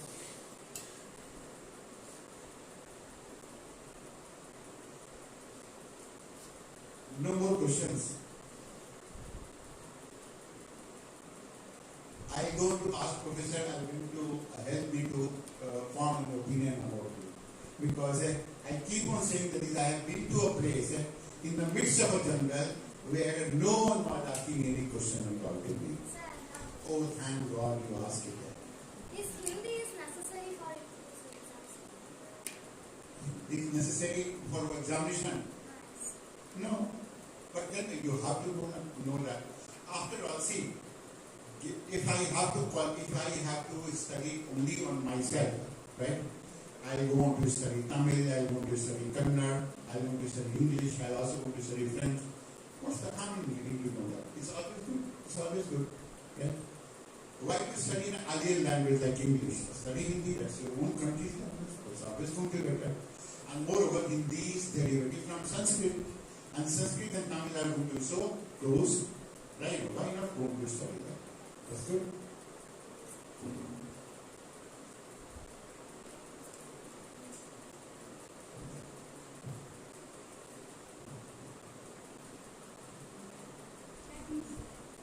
Sorry. Good afternoon, sir. Good afternoon. Good afternoon. Can I talk in Tamil, sir? Tamil, but I won't be able to understand it. She will be able to understand it. She will be a translator. Yes, sir. Yes. Yes. You ask her. Okay. Yes, you can ask in Tamil. Can you translate it? Oh, wonderful. See? Sir, எனக்கு வந்து ஒரு சந்தேகம் இருக்கு, ஒரு கேள்வி இருக்கு, sir. And she has a doubt and requires question. Okay, please go ahead. கேள்வி என்ன அப்படின்னு பார்த்தா, இப்போ வந்து நம்ம கிராமப்புறத்துல இருக்கிற மாணவர்களுக்கு இன்னுமே இந்த யூபிஎஸ்சி அப்படிங்கிற அந்த எக்ஸாம் பத்தியே போதிய விழிப்புணர்வு இல்லை. இப்போ வந்து நம்ம பொதுவா வந்து நகர்பகுதியில பாக்குறோம் அப்படின்னா, இப்ப இத்தனை பேரை வந்து நான் இந்த இடத்துல பார்க்கும்போது எனக்கு ரொம்ப ஆச்சரியமா இருக்கு. ஏன்னா நான் வந்து படிக்கிற ஸ்கூல்ல நான் ஸ்டாஃப்ட கேட்கும்போது அவங்க யூபிஎஸ்சியை பத்திய அவங்களுக்கே வந்து தெரியல. நான் வந்து ஐஏஎஸ் ஆக போறேங்கிற அவங்க எல்லாருமே ஓகே என்னோட நேம் வந்து அகல்யா நீ ஐஏஎஸ் ஆகுன்னு சொல்றாங்க. ஆனா யூபிஎஸ்சி நான் வந்து ஆக போறேன், யூபிஎஸ்சி வந்து நான் வந்து அட்டென்ட் பண்ண போறேங்க போது அவங்களுக்கு வந்து அதை பத்தின அவங்களுக்கே தெரியல. இப்ப வந்து இருக்கிற மாணவர்களுக்கும் அந்த மாதிரி எப்படி அப்படின்னா, யூபிஎஸ்சிங்கிற நான் வந்து எனக்கு அதை பத்தி பேசுறதுக்கே வந்து எனக்கு வந்து யார் கிடைப்பா அப்படிங்கிற மாதிரி தான் இருந்துச்சு. நான் இப்ப வந்து நான் திருவிக்கா கவர்மெண்ட் காலேஜ்ல படிக்கிறேன். இப்ப எனக்கு வந்து அழகன் சார் அப்புறம் ராஜாமா இவங்க 2 பேரும் சப்போர்ட்ல தான் நான் இந்த இடத்துல வந்து இப்ப நிக்கிறேன். இந்த மாதிரி டவுட்டை கேட்கறதுக்கு எனக்கு ஒரு வாய்ப்பா இருக்கு. அவங்க இப்ப சார் வந்து என்கிட்ட இதை பத்தி பேசும்போது எனக்கு ரொம்ப சந்தோஷமா இருந்துச்சு. சரி, நம்மளுக்கான ஒரு மென்டார் வந்து கிடைச்சிட்டாங்க. ஏன்னா இது வரைக்கும் நான் ஹையர் செகண்டரி வரைக்கும் எனக்கு ஒரு ஆள் கிடைக்கல. இப்போ வந்து சாரை வந்து நம்ம கண்டிப்பா யூஸ் பண்ணிக்கணுங்கிற மாதிரி தான். அப்ப இது ஏன் இன்னுமே வந்து அந்த கிராம பகுதியில இன்னும் இந்த விழிப்புணர்வு இல்லாம இருக்கு அப்படிங்கிறது என்னோட ஒரு கேள்வி. என்னோட சந்தேகம் என்ன அப்படின்னு பார்த்தா, இப்ப நான் வந்து அதே மாதிரி நான் யூபிஎஸ்சி எழுத வந்துட்டேன். ஆனா வந்து எனக்கு வந்து இந்த லாங்குவேஜ் அப்படிங்கிறது வந்து கொஞ்சம் வந்து தடையா இருக்கு. அதை வந்து இல்லை நான் பிள்ளைங்க எப்படியுமே வந்து இங்கிலீஷ் ஆர் ஹிந்தி இது 2 தான் எழுத முடியும். ஓகே, நான் வந்து இங்கிலீஷ்ல நான் எழுதுறேன். ஆனா இப்ப வந்து ஜிஎஸ் பேப்பரை வந்து நான் வந்து எழுதும்போது நான் இப்ப லாஸ்ட்ல வந்து இப்ப கூட மணிகண்டன் சார் வந்து அவங்க ஃபுல்லாவே தமிழே எழுதி கூட அவங்க வந்து பாஸ் பண்ணாங்க. எல்லாருமே தெரிஞ்சதுதான். இப்ப நானுமே அதை மாதிரி எழுத முடியுமா, இல்ல அதுக்கு தமிழை எழுதுறதுக்கு தனியா எஃபர்ட் போடணுமா, இல்ல வந்து தனியா அந்த டைம் அதுக்கு ஒதுக்கி படிக்கணுமா அப்படிங்கிறது என்னோட சந்தேகமா இருக்கு. அப்புறம் என்னோட ஆன்சர் வந்து தமிழ் லிட்ரேச்சர் எடுக்கிறேன் அப்படின்னா அதுக்கு இன்னும் கொஞ்சம் எஃபர்ட் போட்டு தனியா படிக்கணுமா, இல்ல அதுக்கு எப்படி வந்து நான் வந்து அந்த வியூகத்தெல்லாம் வடிக்கணும் அப்படின்னு அந்த ஸ்டேட்டஸ் எல்லாம் எப்படி வந்து நான் வந்து பார்க்கணும் அப்படிங்கிறது என்னோட டவுட்டா இருக்கு. இதான் என்னோட கேள்வி. Agalya. Ahalya. Yeah, she is Agalya from Trivika College where Agalya is working. From Agaria. She is Agalya. Agaria, I mean from Gujarat, that's it. No, her name is Agalya. Because Agaria happened to be a group of people, community of people Okay. who harvest salt in Gujarat. Okay. Now she is Agalya. She is a student of Trivika College, where Aiden is working. Professor Aiden. What is the question? Yeah, she has 2 things to put forth. One is she says that students who are in the rural sector, they have less awareness of this UPSC civil services because they have nobody to guide them, and it is like learning or getting some knowledge about UPSC is like they don't get enough awareness about that. And that is the reason she says that children are lagging behind in preparation for UPSC. And the second thing is, she wants to know whether she can write all the main exam papers in Tamil. Because prelims is optionally only in 2 languages, English or Hindi. So after qualifying that, whether she can opt Tamil as the medium of writing for all the general papers. And then the last question is,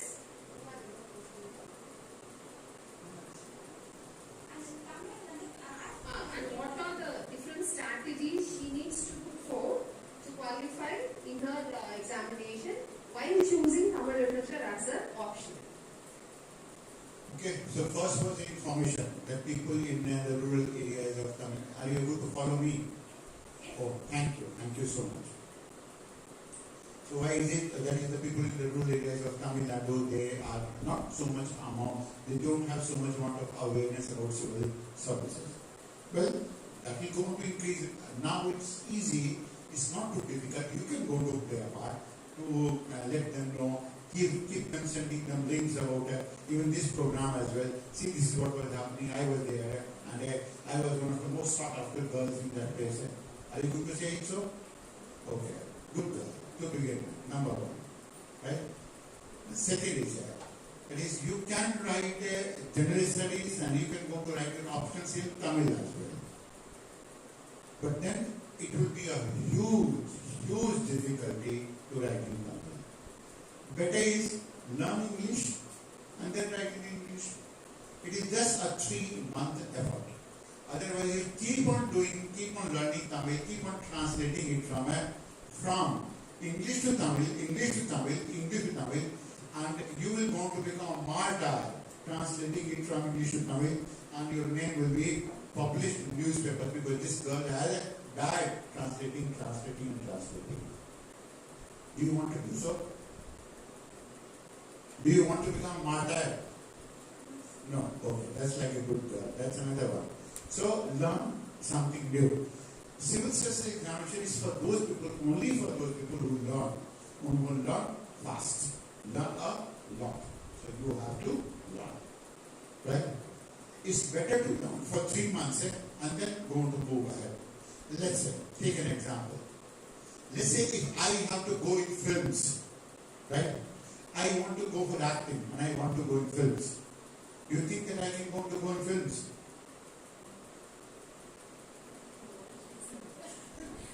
No.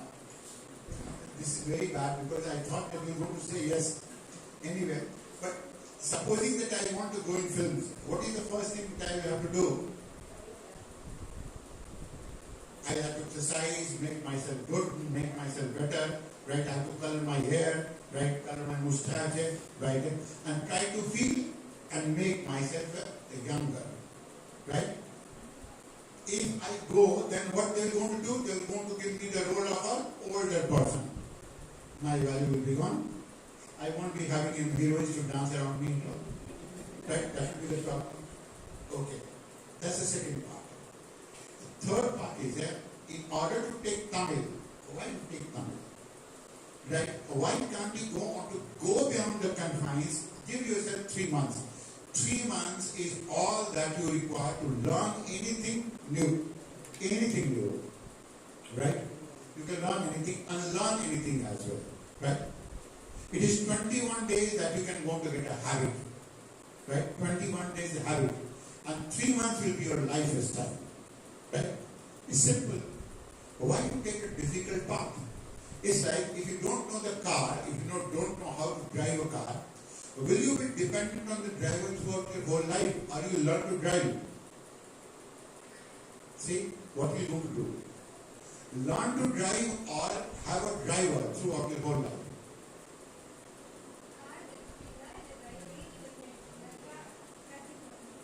What she says? She will learn. And that is what I am also saying. This is also what I am saying as well. That is learn, and learn. Civil services is all for learners. It's not for people who evade, who run away. It's all for learners. Right? So you'll be a good learner from now onwards? Good girl, very good girl.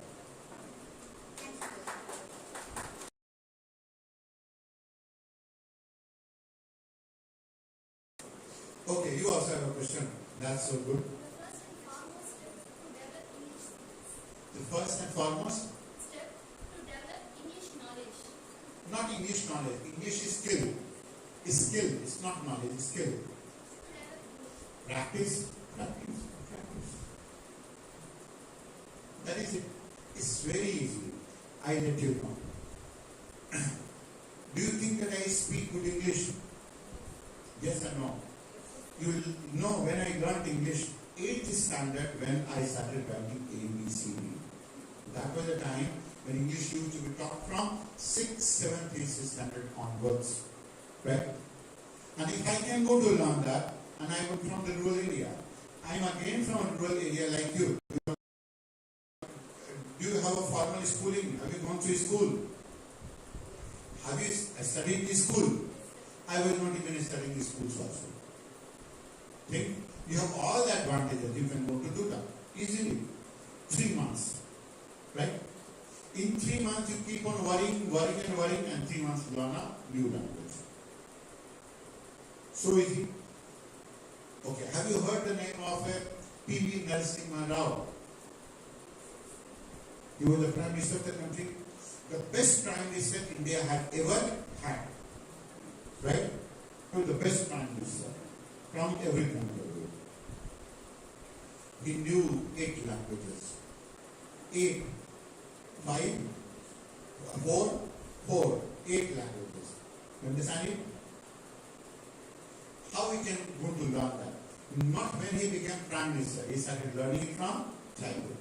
So you can also learn. Why to move away from learning? English is not something like a demon that you can't learn. Right? You know how to fly an aeroplane? Supposing you go on to get a salary of 5 lakh rupees per month. Will you learn how to fly an aeroplane? Why can't you learn English? Simple. You are also going to be a good girl? Oh, that's good.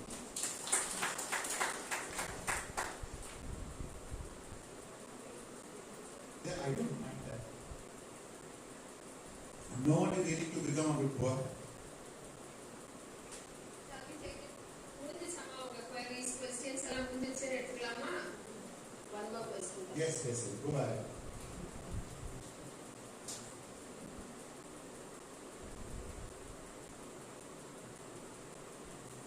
Sir, I want to talk to you. Yes, you are talking. मुझे बड़ा मुश्किल है ये भाषाएं को sir मुझे चाहते हैं हिंदी बोलने के लिए हाँ लेकिन इस तरह की मुझे हिंदी प्रैक्टिस करने के लिए नहीं चांस हो गया इस प्लेस में how I improve I am going to give you a telephone number. You can go to keep on talking to some people in Delhi, right? And some people in Delhi, they will go on to learn, they will go to make you learn, they will go to make you practice as well, they will go to keep you happy as well. And thereafter, if you wish, you can go to get married to them. Happy? The problem solved? Is this the solution for this? Yes. Because, see, sometime back I knew only Telugu. Then I came to know how to speak Tamil. To an extent, Kannada. But when all my servants, all the people who go on to serve me, they are all from Bihar. When they started speaking to me Bihari, and I learned Hindi, I learned Bihari language, and I am now fluent in Hindi. Right? I can go to say all appreciation to you. आप बहुत सुंदर दिखती हैं. See, this is Hindi. Right? You know what it means? Yes. And you are. Oh. अब तो मेरा पूरा दिन बन गया. Okay.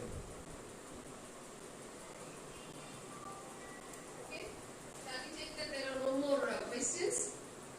Or that you have been all clear of your doubts? நீ கேள்வி இல்லைன்னு எடுத்துக்கலாமா? இல்லை எல்லா டவுட்ஸும் கிளியர் ஆயிடுச்சுன்னு எடுத்துக்கலாமா? அப்போ நமக்கு வந்து எத்தனை ஐஏஎஸ் ஆஸ்பிரன்ஸ் இன்னும் ஒரு கொஞ்ச நாள்ல பார்ப்போம். எவ்வளோ ஐஏஎஸ் ஆஃபீஸர்ஸ் வருவாங்க? This is a small village in UP where there is only 75 households. It's 75 குடும்பம் தான் இருக்கு. But there are 47 IAS from that place. So, if they could do, why not Tiruvallur? Right? So, let us take a decision that from today onwards, whatever we have not learned, we will learn. Whatever should be unlearned, we will unlearn it. Right? So, with this, let us hope to see many of you to shine like the other IAS officers coming to service and be a blessed citizen to everybody and India. Right? Thank you. Thank you from my side too.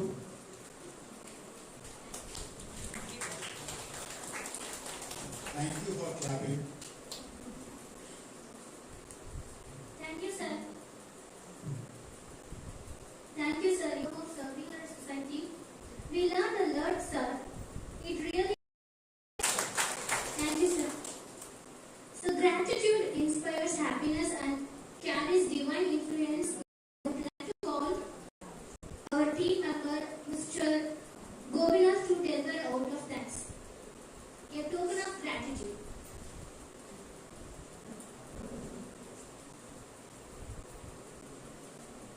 Very good afternoon to all our present here. And it is my privilege to deliver this sort of things on behalf of my school management. First of all, I would like to thank our chief guest, Dr. Siddhartha sir, who is an author, mentor, and what earth scientist. The list it may go on. So it is etc. etc. So I don't want to confine His Excellence within a small boundary. So I am going to call His Excellence as ocean. He is an ocean of knowledge. Right? So first of all, I would like to thank Sir for giving his valuable time with us and sharing some valuable thoughts for us. Okay, thank you, sir. Thank you. And next, I would like to thank our guest of honor.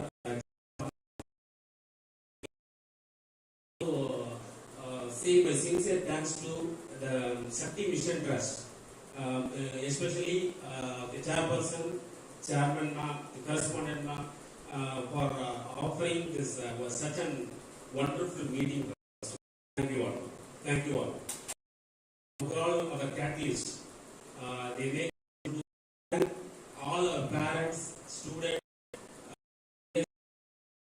participants for being with us, and without you, it is not a fulfilled one. So it will not be a grand manner for that.